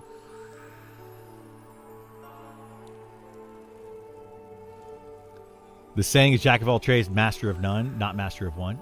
I know. I'm changing the saying on purpose. It should be a jack of all trades, master of one at a time. Right? I know what the saying is. The druid is a jack of all trades, master of none. The ranger is a jack of all trades, master of none. Right? The bard should be a jack of all trades, master of one at a time. So you have to choose which one you want to do, but you can do them all very well, but not at the same time. Disagree? You can disagree with me all you want. That's fine. But if you think through the process, it makes a lot of sense. So what should a bard be? Jack of all trades, master of none, meaning that you never want to have a bard in your party? That's what you end up getting. That's literally what you end up getting, which is what it is right. Well, it's not even what it is right now. Right now, it's a jack of some trades and terrible at all of them. I'm telling you what it currently is. You can disagree with me, but that's literally what it is. SK is a better puller. Shadow Knight is a good puller, yeah. Shadow Knight's a pretty solid puller. Necromancer's pretty solid puller. I would say the Shadow Knight, Necromancer, and Monk are all better pullers than a bard.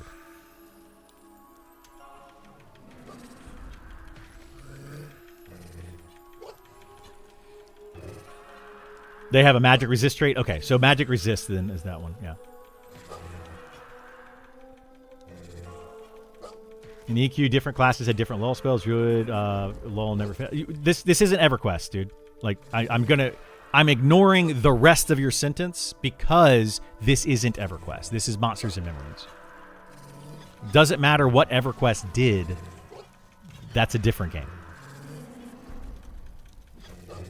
There's no point to play a bard unless you want to be glorified mana regen totem.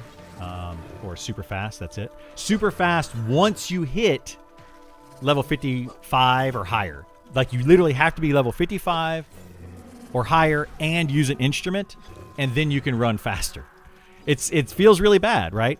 A druid or shaman of the same level as a bard, their speed of the wild is just as good, if not better. A level 8 druid or shaman has a 40% run speed. A level 8 bard, I don't even think has run speed yet. What level do bards get run speed, their run speed buff? Like, they have to be super high level before it even becomes relevant. And they have to be in your group. And they have to be near you in your group. Like, that's what I'm talking about. The bard is just a terrible version of everything else. Like, I would much rather have speed of the wild that lasts an hour and I can run around by myself and I don't need anybody else, and I have the run speed that I need. Why do I need a bard in my party? So the bard should be, like I'm saying, they choose to get the best run speed. They should be the best run speed. Level 5 and it's only 25%. There you go. So they get it at level 5 and it's 25%. So they have a good run speed from level 5 to 8. At level 8 to 55, druid or shaman or ranger right now is better. Does that make any sense? Well, I guess the ranger at level 20. But you see what I'm saying? It's just better in every possible way to just have speed of the wild. Makes the bard irrelevant for run speed. It's just all these little things are just like, it just feels bad. It just feels bad. The one exception is probably travel speed for their groups. Yeah, it's not. That's kind of what we're talking about. Yeah, the travel speed is just not as good. A, you have to be next to the bard. B, you have to be in their group. And C, you have to have an instrument equipped. And D, you have to be at least level 55 or higher. All of those things have to be true for their run speed buff to be better than that of a shaman or druid or ranger. Feels bad. Feels bad. And on top of all of that, it only lasts for 18 seconds.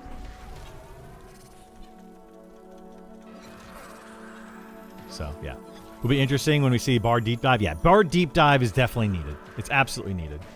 I hope they do a lot of justice for the Bard.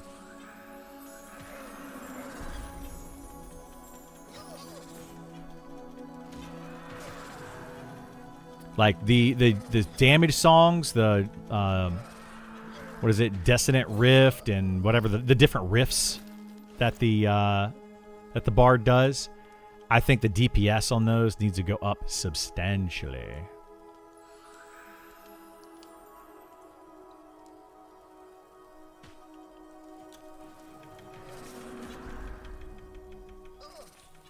Because you can stack 5 of those different riffs on a monster while you fight it. But once you get 5 of them that you can stack, 3 of them are kind of irrelevant because their damage is so low.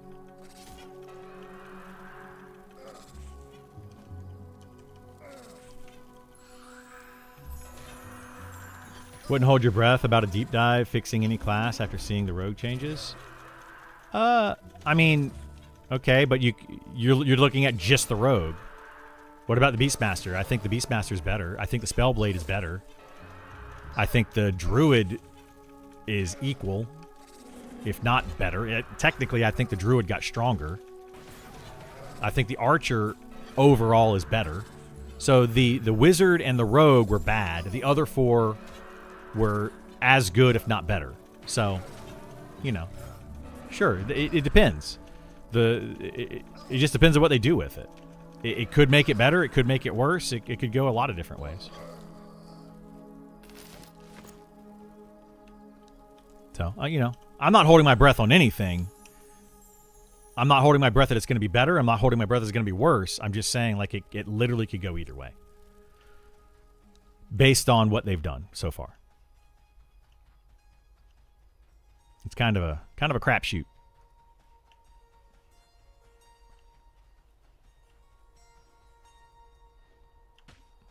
Unfortunately. Hopefully they make Bard better.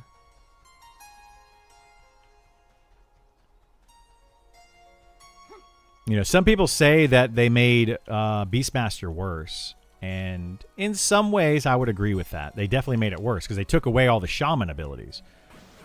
Well, shaman is one of the most powerful classes in the game. So, of course, taking away the shaman abilities from the Beastmaster is going to make it feel weaker.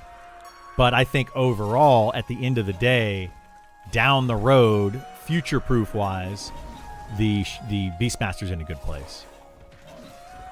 I mean, they increase his damage because they gave it double attack and dual wield, so they increase his damage.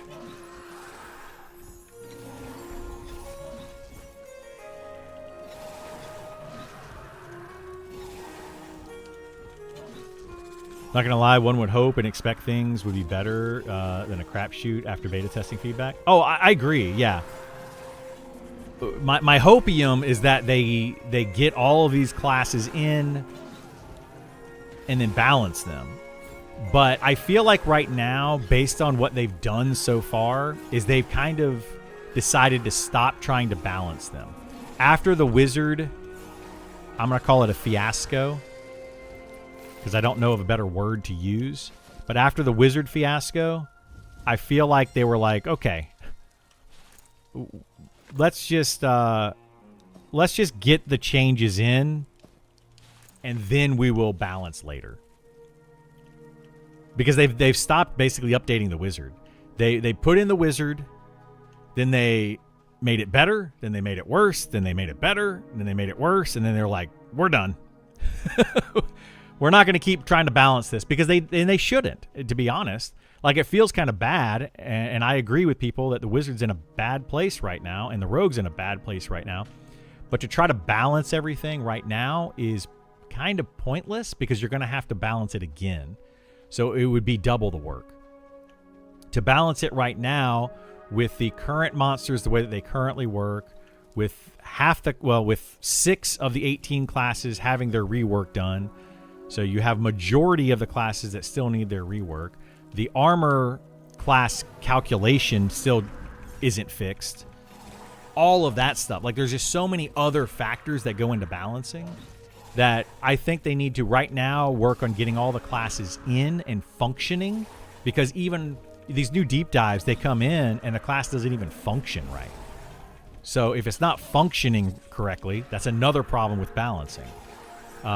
So they need to get them all in and functioning properly, then spend a couple of weeks trying to balance everything. The problem is it's taking them so long just to get the classes in and functioning that they're not going to have time to balance it before EA hits. That's the problem that I'm seeing.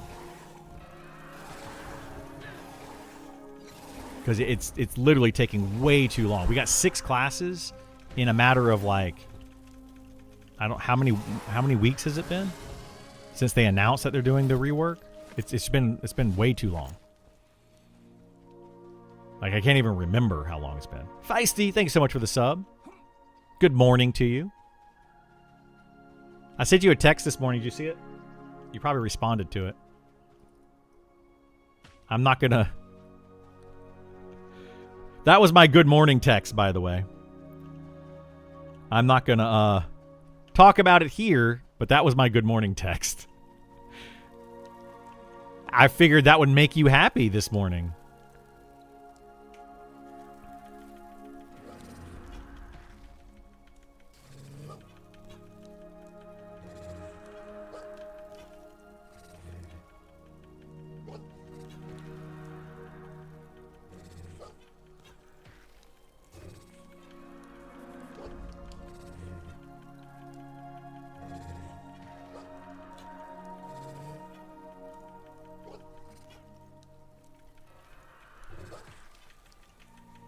I need to kill this. I gotta take a quick AFK after this.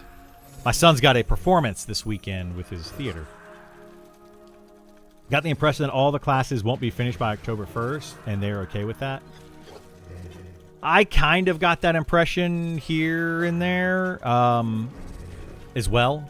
Like, I have the impression that they're trying to get them done by October 1st, but they may not, and if they don't, they are okay with that. I am not okay with that. I think that is going to be very detrimental to them if they don't have them in. I don't know. People say that I'm a pessimist. Maybe I'm being pessimistic in this situation, but I don't want to see another Pantheon situation. That's the issue, right? We have been burned, as the players of these MMOs have been burned too many times by unfinished products. And I'm not talking about, like, I know that early access is early access and not finished. And an MMO is technically never finished. I understand that. So for the, well, actually people that are going to try to say that, don't even worry about it. I totally understand that. I'm not stupid. But early access to me should be feature complete. Things should function properly. Classes should be fairly balanced. Not they don't have to be perfect, but things should just be in a good state. What we got with things like Pantheon was early access and things were in a terrible state, and they're still trying to fix that 2 years later or a year and a half later, or whatever it's been. And who's playing Pantheon and who thinks that Pantheon's actually going to get finished? Nobody. Like, there might be 100 people in the world that are like, yep, Pantheon's going to make it, guys. It's going to get to 1.0 and it's going to be amazing. The rest of us are going, we'll see if it happens. I'm not going to hold my breath because it's probably not going to happen. Like, I hate to say it. It's probably not going to happen. Give me 1 second, though. I need to go say something to my son real fast.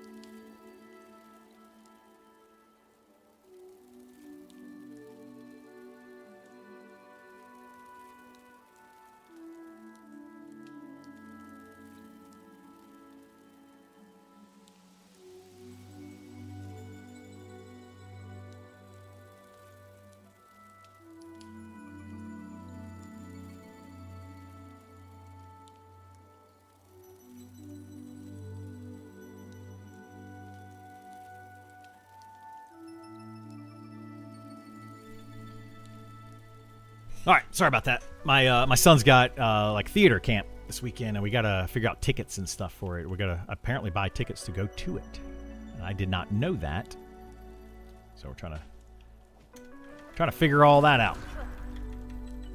Anyway, Kettleone, thank you so much for the sub. I appreciate it, bud. Doing God's work and adding item linking to all my wiki updates. Awesome, yeah, do it. People would love that. EA, while Alpha State is bad, yeah, it is. And that's basically what Pantheon's done. I feel like at least Monsters and Memories is in a beta state, but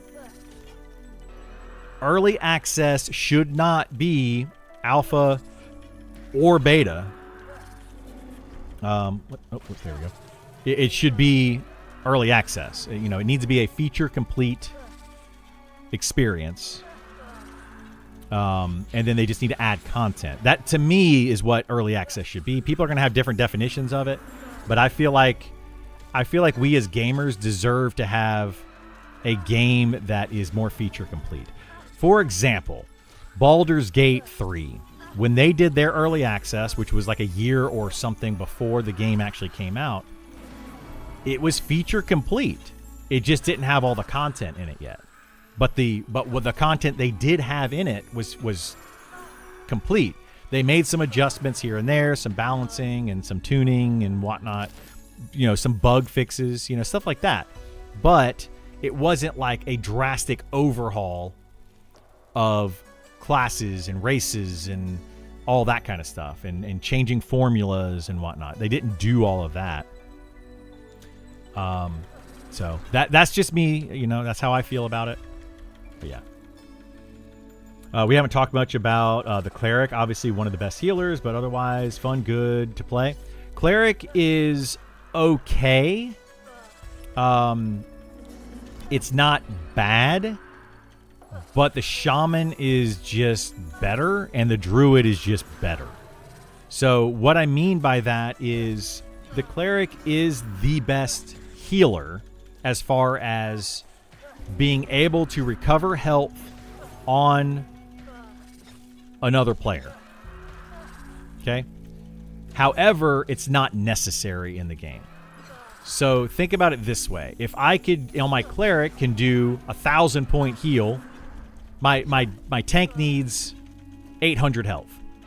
And my Cleric can do 1,000-point heal. Cool, right? That's great. It's going to completely heal him. But it's going to overheal by 200. Now, if my Shaman and my Druid can do a 700-point heal, they're basically healing up enough. That extra 100 is not really necessary, right? So they just do the 700-point heal. But on top of that heal, they have haste and damage shields and buffs and teleports and speed of the wild and pets and charm. And you see what I'm saying? They have all of these other things that they can do. So right now, the Cleric feels bad because the thing that it does well is not necessary. And it doesn't have other things that it can do well. The only thing that the Cleric had going for it prior to the Druid changes was the Cleric had stuns. So it could interrupt spellcasters, it could interrupt, runners, and, the stun was nice to have. But now Druids can also interrupt. So it kind of, by adding that to the Druid, took away from the Cleric. So what's left is the Cleric now. The only thing a Cleric can do that the Druid and Shaman can't do is resurrect for experience, but you don't need to be part of your group. That's not a combat thing. So it's nice to know a Cleric, but you don't necessarily want them in your party. And then they have their rune shields, which prevent damage. So, which is nice. The rune shield is very nice to prevent damage, but a Shaman lowering the attack speed of an enemy and debuffing the strength and dexterity and agility of an enemy is just as good in a lot of ways. If I can lower the attack speed of an enemy by 50%, effectively that enemy is now doing 50% less damage, unless it's a spellcaster. But it's basically doing 50% less damage. So why do I need a rune shield on the Cleric? I can just heal him up using my heal spell. Like, you see what I'm saying? So, like, it's just... the Cleric feels kind of bad right now as far as its power and what it can do. It just can't do as much as the other healers. And what it does do well, it does exceptionally well to the point where it's unnecessarily well. Doing something 110%, that's 10% wasted. Once you get to the 100%, you do enough of what you need. You don't need anything more than 100%. So hopefully the Cleric gets something in that area. I would like to see Clerics getting more like HP buffs and armor class buffs to kind of compete with the Druid buffs and the Shaman buffs a little bit. That would be really nice. And then I don't know what else they can do with them. Their stuns are still nice. It's good to have. Their runes are still nice and they're good to have. But yeah. 2 year prior to release, but only chapter 1. Yeah, there you go. So, and that's how that was Baldur's Gate 3. So yeah, 2 years prior to release, but you only had chapter 1. But chapter 1 functioned really well while they were finishing the other chapters. So you didn't have all the content, but you had all of the functionality to make sure everything worked well up to a certain level. That is more of an early access, in my opinion. But yeah, can you imagine paying a monthly sub for a game that won't wipe, and the class you've been playing for 2 months totally changes? Yes, that's what I'm talking about. Yeah, like that would feel really bad. I'm paying $15 a month, and my character won't be wiped, but 6 months down the road, I've leveled it up to 60. I put in 1,000 hours into it, and all of a sudden, you just drastically change how the class plays. Like, let's say we get the one that I like to use as an example. Let's say we get an EverQuest shaman, EverQuest style shaman in this game, which is what it currently is. But 6 months down the road, they turn it into a World of Warcraft shaman. Right? Then people are like, what the heck? Completely different class. Like, why? Like, I don't want to play this class. I don't like that. What's up, buddy? Hey, I have an idea. Oh no, did it hurt? He completely ignored my dad joke. We could go to Eggs Up Grill for breakfast. It is 11 o'clock, so breakfast is basically over, but you want to go to Eggs Up Grill for brunch? What did JoJo say? She said Okay. What time do y'all want to go to brunch? Soon. My goodness. The church is probably already getting out, buddy. Well, we can always call. Why don't you do this? Get with JoJo, okay? Have her call and see how long the wait is at Eggs Up Grill. She can figure it out. That's why I said get with JoJo and see if she can call Eggs Up Grill and see how long their wait is. And then maybe we can put our name on the list, because you can do call ahead seating, and they will text you when. That's a jerky name. What? Waspy. Waspy? Yeah. Did you name him? I did name him. You want to name him? I can change his name. You want to keep it as Waspy? Okay. So yeah, why don't you do that? See how long the wait's going to be, because it's probably going to be a while, and then let me know on that, and then we'll go from there. Okay. All right. Looks like we're going to get brunch. So I'll stream until we're going to get brunch. We'll figure that out.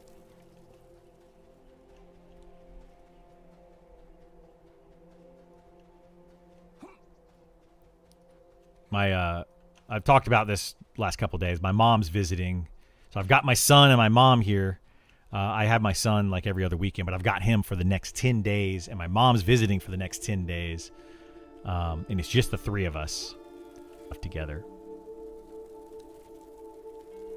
But he was in his room. He likes to chill in the mornings. So he was in his room just on his tablet. Just kind of chilling in the morning. But anyway, yeah, what I was saying is, it would feel really bad if, you take the class and it's this, and then 6 months later it's now this other completely different class that you don't like the play style of. Let's just look at the wizard. What if they took the wizard, what it was before, and then they changed it to what it is now 6 months after the game came out? It would feel really bad. People are they're gonna freak out about that after putting in hundreds of hours, Anyone know some secret link? Anyone knows some secret to link from the crafting window? I don't think you can. If there is a secret, I would like to know it too, but I don't think you can. It'd be really nice.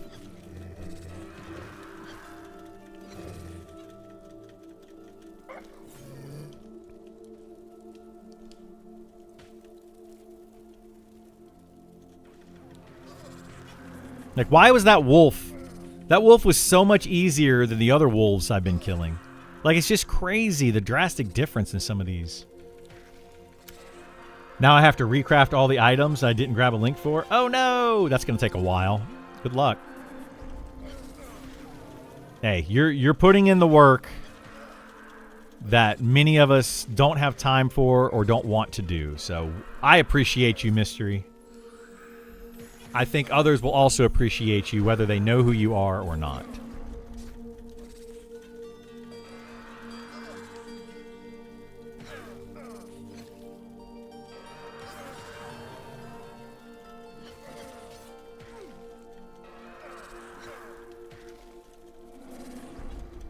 It shall remain a mystery.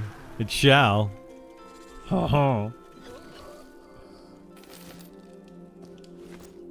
Yeah, anybody that goes in and updates that wiki, like I appreciate them. I don't generally go in there and update it. I don't even have like a wiki account. I went in to update something recently because I found something on the wiki that was just incorrect, and I went in to update it, and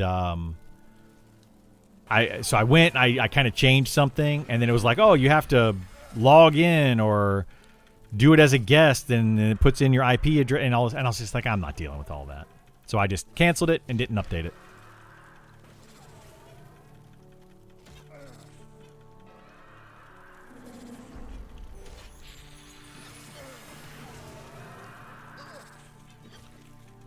Are they okay with people updating the wiki now? I thought I heard they didn't want people doing that with beta information. I mean, the devs aren't necessarily okay or not okay with it. They just, I think from what I've heard is that Sean said that updating the wiki right now may be like a fruitless endeavor or something, because things are gonna change a lot. And if they're changing a lot, then, you know, you're just going to have to keep updating it. I think that's pretty much all he said about it. But it's kind of like streaming or making a YouTube video. Like, how I look at it is they can be not okay with it as much as they want, but we can make content also as much as we want. You know, they've given us the ability to make content. So after all the tours deleting wiki content, it'd be like that. Usually do my updates in like 4 to 6 month cycles. Wait, people deleted some of the wiki content? That's terrible. A ton of, really? Like, was there a reason why, or just because they are just like to watch the world burn kind of people? That's the issue that I have with people, is they just want to watch the world burn. There's so many people out there that are like, they're like the opposite of fanboys. They're like, what would the opposite of a fanboy be? Like a hate boy? I don't know what it is. But it's like they like another game, or they just dislike this game so much that they want to bring it down as much as they possibly can. People probably say the same thing about me. I like Monsters and Memories, so I want to bring down Pantheon, which is not true. I don't want Pantheon to fail.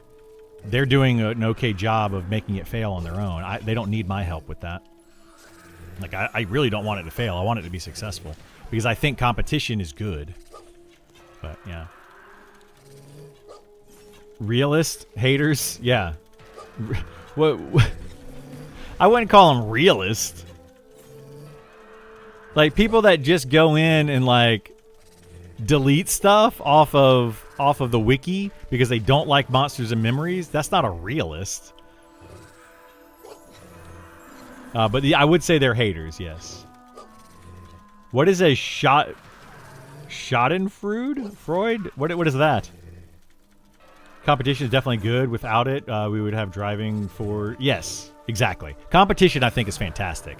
I am glad that we have Pantheon, Monsters and Memories, Adrulan Online Adventures, EverQuest Legends. I'm glad we have all of those games, because those all make the other games better, right? Hello. We got a reservation. Okay. They said that they will be texting her any minute, and then we come down. So make sure you're. Any minute? That's why I said, how long was the The wait was like 25 to 30 minutes. 25 to 30 minutes, and they will text when we're ready. Yes, they will text when they're ready. So I say probably stop the plane and get ready to go soonish. Okay. Let me know when you guys want to go, and I'll go get breakfast with you, and then we'll figure something out from there. All right, so I'm going to stream until time to go get our brunch. But yeah.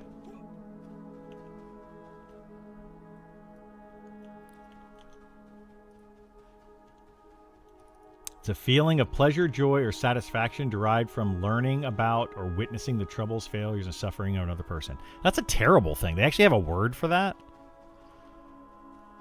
Yeah, I think if anybody gets satisfaction out of the woes of another person, like, you're mentally ill.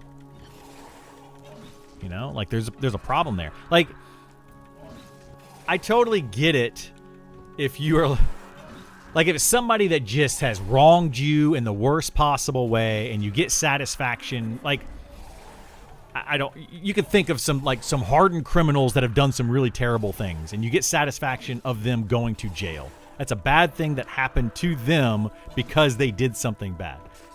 That's not what I'm talking about, right? That's not what I'm referring to.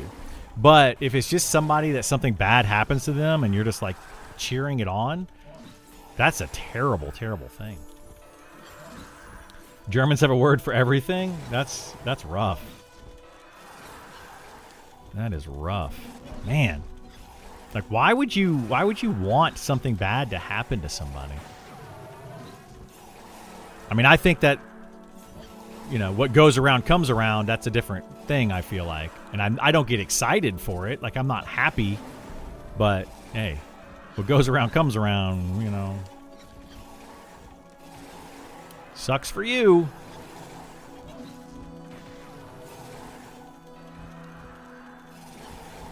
But yeah, I just don't understand getting enjoyment.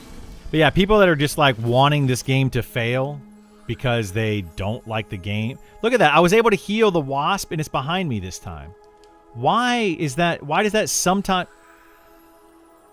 Why does this sometimes work and sometimes not work? I don't understand. We were talking about that yesterday. Like, I had to face my wasp to heal it and cast buffs on it. So weird. That's got to be a bug, right? That's got to be a bug. Opportunities for learning are good for everyone. I agree with that. Yep. Absolutely. Absolutely. And I think that's, you know, like this game, I think that watching what has happened with Pantheon over the past year and a half, well, over the past 14 years or however long it's been in, you know, announced that it's happening, just watching that, people hopefully would have learned something there.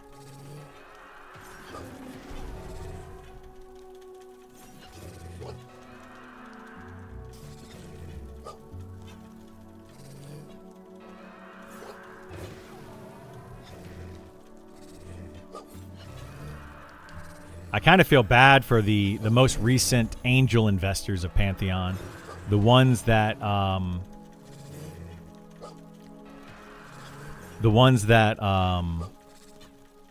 put in, you know, millions of dollars into it, and if that game doesn't come out now, they're just going to be out millions of dollars. Hopefully those people were just ultra mega wealthy and that money doesn't mean anything to them.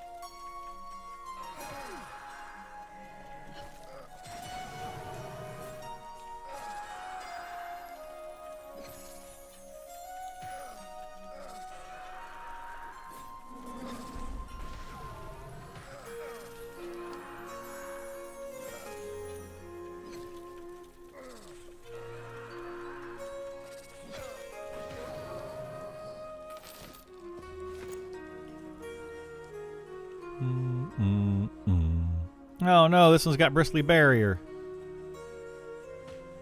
Ugh. You know, that would be a really cool thing that they could put on Beastmaster. Is a beast that removes damage shields. Be kind of cool if they had like a some way to do that and make it make sense.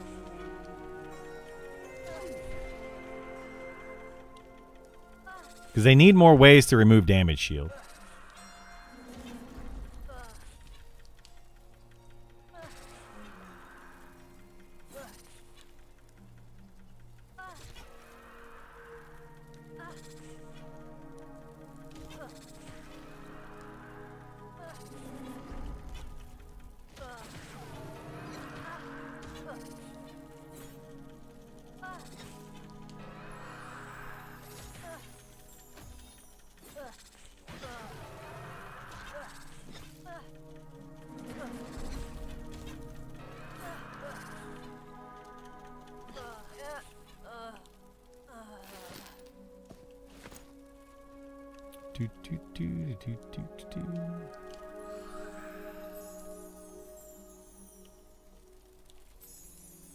I'm surprised we actually have been getting XP pretty quickly today over here. This has been going very fast because this is a hell level and we were only like 20% in and we're about to level. So that means we've gotten over a level today in 2 hours.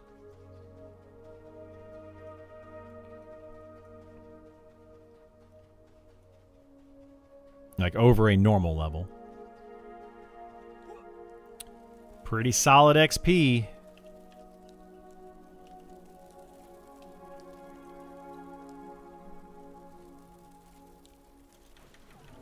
Hey, Burl, what's going on? How's little man doing? That fever coming down?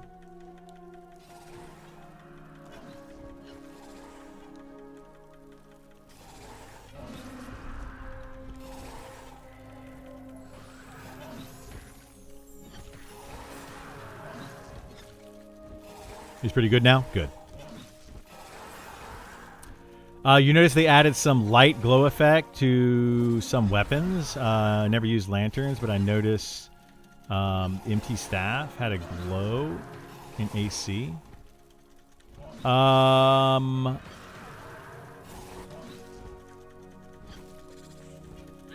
I didn't notice that. Where did you get the staff? Was it like a wizard staff that somebody cast the light spell on and it just still has that on there? Because like my wizard has on my measuring stick, I'm pretty sure my wizard still has that effect on it. So it still has it still casts some light. It's just not much.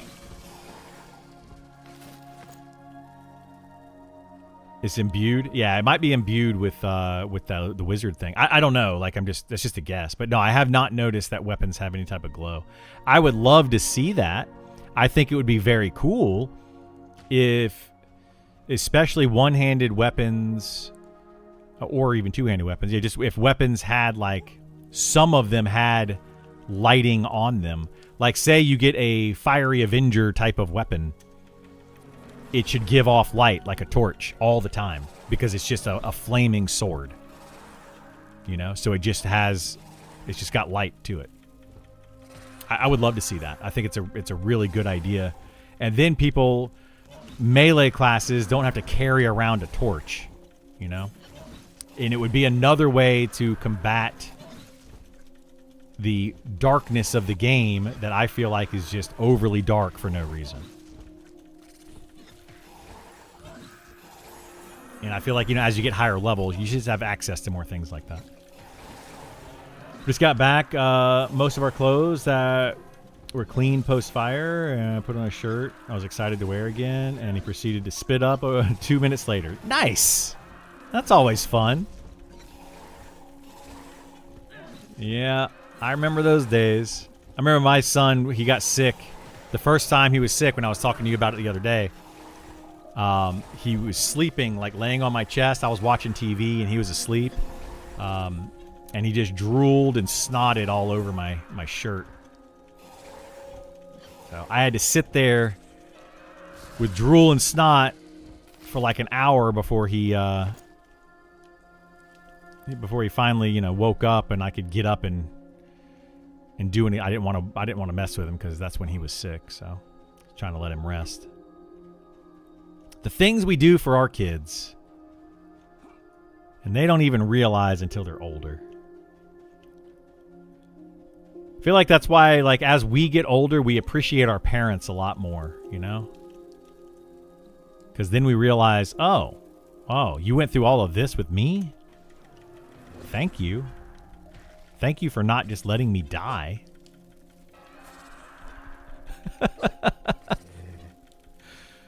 I mean, you think about it, right? Like, we could just kind of just let you sit there. Like, the least that we could do is just feed you and put you back in your crib. That's like the absolute least. But we do so much more. Just played college tuition and didn't get a thank you. Ooh, that's rough. My kid's not in college yet.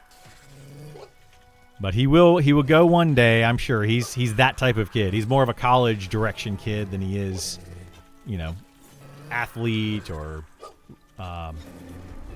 trade or anything like that. But we'll see. You never know. Kids change their minds all the time.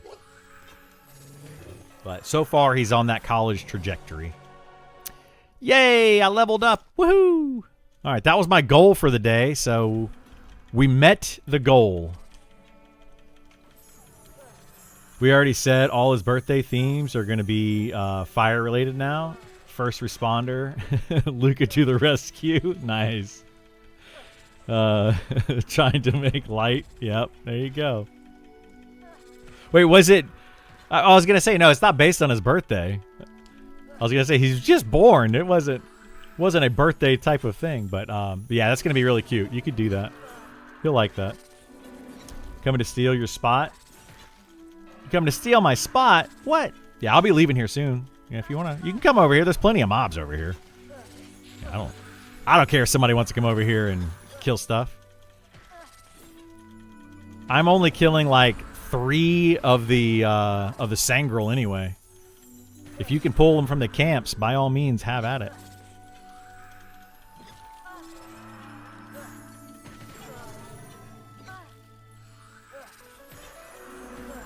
I'll be able... I say be able to. That's probably a bad way of saying it. I'll stream a little bit longer tomorrow. Ooh, nice. Ring of the Entangler. Another wisdom ring. We'll take it. We have not gotten many of those rings. Surprisingly. But yeah, I'll be streaming longer tomorrow. My kiddo... I'll probably get up, stream, and then my kiddo's got theater camp tomorrow afternoon. So I may go and I'll probably go drop him off there, and then I've got some things that I got to do with my mom. But until from 8 or 9, we'll start the stream, and I'll go till probably closer to 1 tomorrow. We have talked about the potential fun stream activities this week. I have not talked about that at all, Burl. Not at all. I have two friend keys that were offered to me to give away to get access to Monsters and Memories. So if you do not have access and you would like access, we're probably going to be doing that this week. Burl is one of them, and then my friend Isar has another one. So we have 2 friend keys to give away.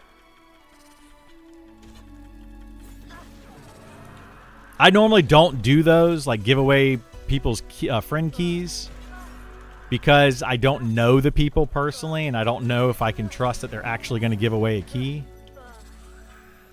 But these 2 people I know very well, so I know that I can get the keys from them.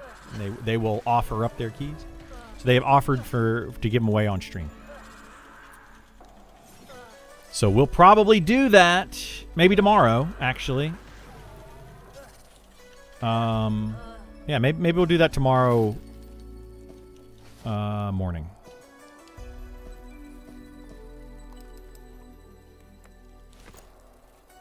I need to remember how to set up a giveaway so that it actually rolls and everything on the stream. Mind sharing my pet macro? To use my pet abilities? Or which macro? I have two macros that I use for this. So to use my pet abilities, I don't have a macro set up for that specifically. What I have done is I have set up a key. Hang on one second, I'll show you what I'm talking about. I have made, if you go here to settings, keybinds, and you scroll all the way down to hot buttons, I have made right here keypad period, and keypad period. So whenever I hit my keypad period key, it uses hot buttons 6 or 7, 8, and 9. So then I just drag my 7, 8, or my abilities, my 3 abilities down here to those slots 7, 8, and 9 down here on the hotbar down there. So when I hit that button, it automatically uses all of my pet abilities. Because there isn't a way to do like / pet usability 1 or anything like that. That I know of.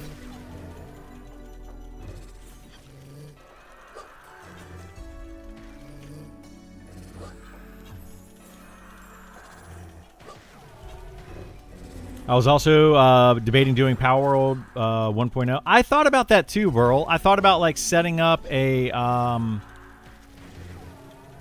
Power World server. I was gonna see if anybody wanted to play that. We could do a community server, set it up and leave it up. I've got a computer sitting over here. I can set it up and leave it up permanently. And then anybody can log in and out of it as much as they want and play Power World on a dedicated server. I'm playing a server with a group of friends. It's been fun. Yeah, I keep hearing the 1.0 is pretty fun. I wouldn't mind playing it. Taking a break from this game for a little bit. Maybe spend an hour or two on the stream doing this and then a couple hours playing Power World.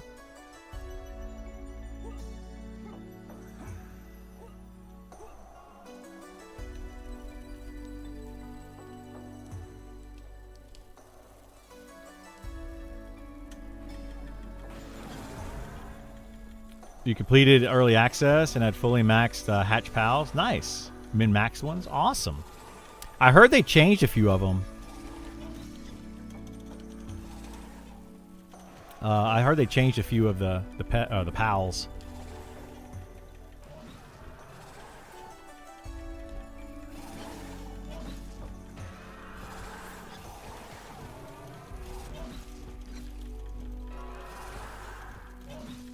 They beat Nintendo lawyers in court. Did they?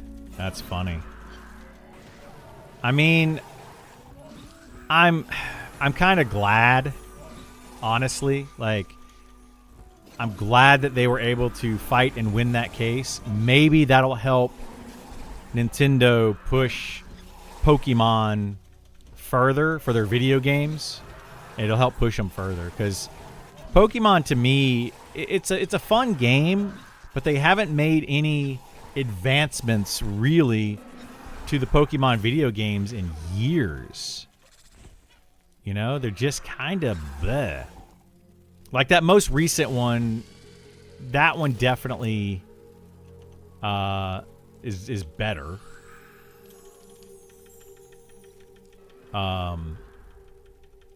What's it? The one that like the building the Minecraft Pokemon thing that they did. But yeah, all they did was change how the pals get summoned. Yeah. Oh, you talking about how Power World, they changed that, and that's how they ended up kind of getting past it. Makes sense. Doesn't come from a Pokeball anymore.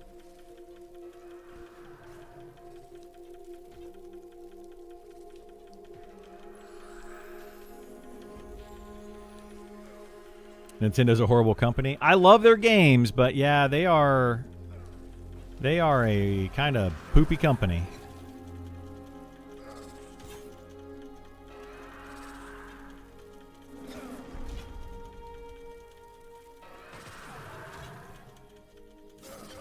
Nintendo got me banned on Twitch once.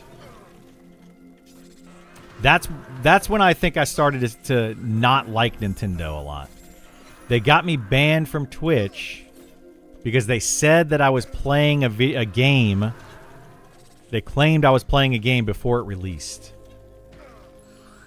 Oops. But in fact, I was watching their Treehouse Live to see if I wanted to get the game the day before it released. I literally was watching their YouTube channel for the Nintendo Direct or Treehouse Live or whatever the heck it was. I was streaming it on Twitch and talking about it, and they banned it. They got my channel banned or suspended for a day. And I was like, what? This is garbage. Like, I'm literally advertising your game. I'm not playing it. I'm literally, like, watching their their released content. It was dumb. It was so dumb. Nintendo is very, yes, they are. Yeah, they are so, like, they will litigate everything they possibly can. Yes. Good morning, iTodd. How you doing, bud? Welcome back, my friend.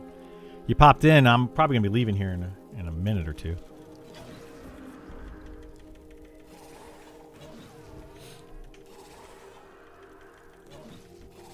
Going to get brunch with my mom and son and spend the rest of the day with them. So short stream today. But we'll do a longer stream tomorrow, I promise.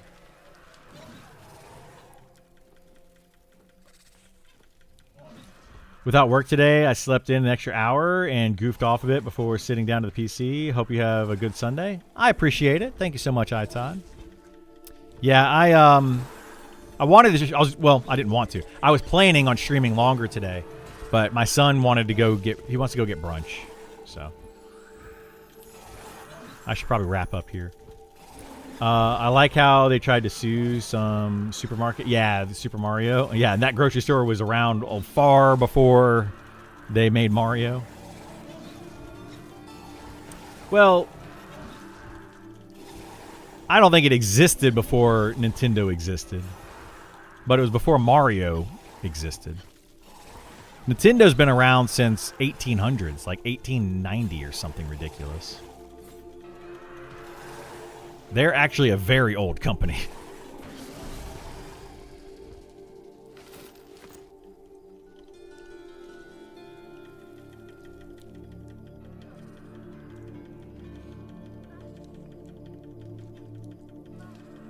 They used to make like card games and stuff.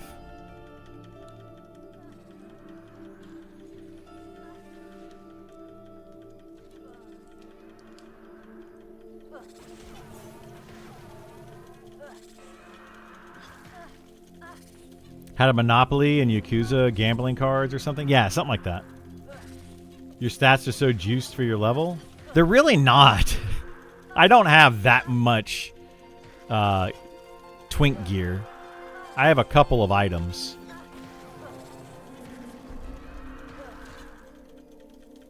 But I do have some gear that is above my level range. Yes.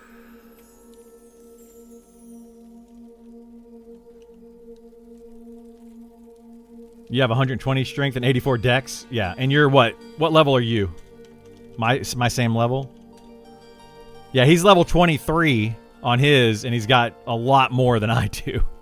People think that I power level and I twink my characters. I don't. I'm actually trying to play these classes as if I created them scratch fresh on a brand new server without access to anything else. I have thrown on a couple of weapons, so my weapons are decent, but they're not amazing. I'm actually wearing Sangor Ring from this camp. You know, like a lot of this stuff you can absolutely get by this level. I'm only using a gold ring. I don't even have an earring. You know, people think that I'm like throwing... I got this item right here by actually playing the game. I'm using hide... these are actually pretty good. Well, no, those actually aren't. Those are okay. I'm using still rawhide stuff in several slots. Like, I am not overly twinked. People think that I do for some reason, but I'm not overly twinked. Speaking of which, I caved and bought Escape from Ever After on Steam sale. It's the closest to Paper Mario sequel. Nice, and it's amazing. Awesome.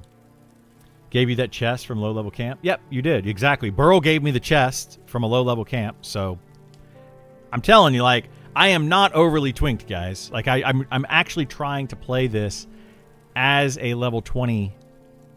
Other than my weapons, everything else is pretty much stuff that you could get at this level or be able to afford if you were to spend some of your hard-earned coin at this level.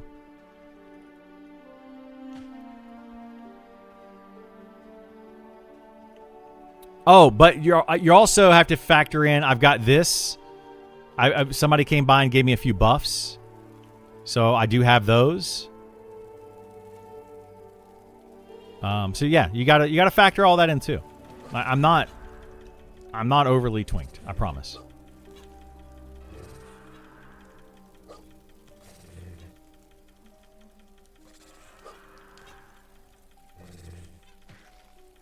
Yeah, there's that creatures guy right there. He's the one that came in and buffed just a little bit ago. Hey, what's going on, Erie? How are you?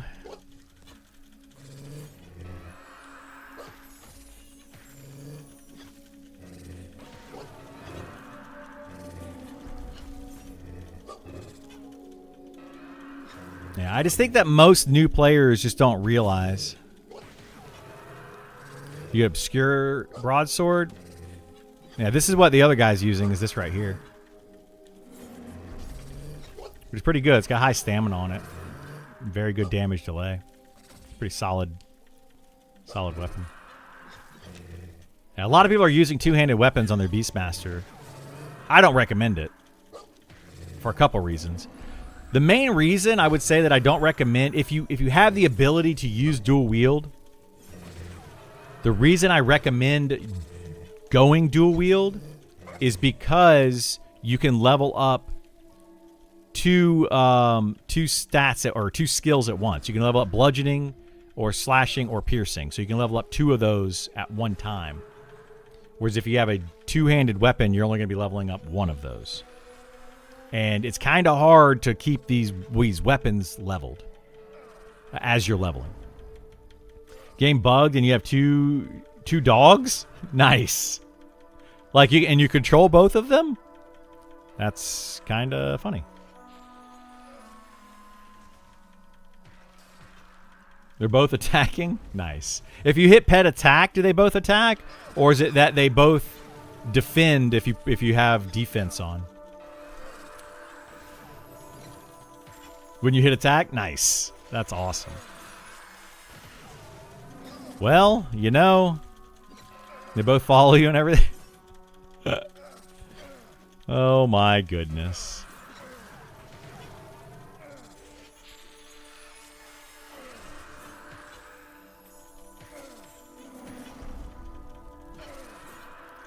Well, I would just say bug report it, and that's about all you can do. Whoops. That guy got gate off. Some days you're the dog, some days you're the fire hydrant. Some days, yeah. I feel like the fire hydrant most of the time.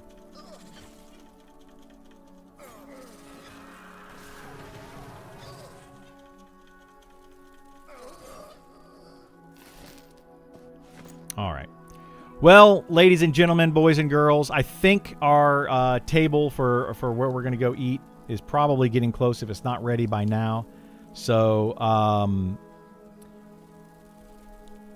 I am going to go ahead and call the stream there for today. I know, short stream. I apologize.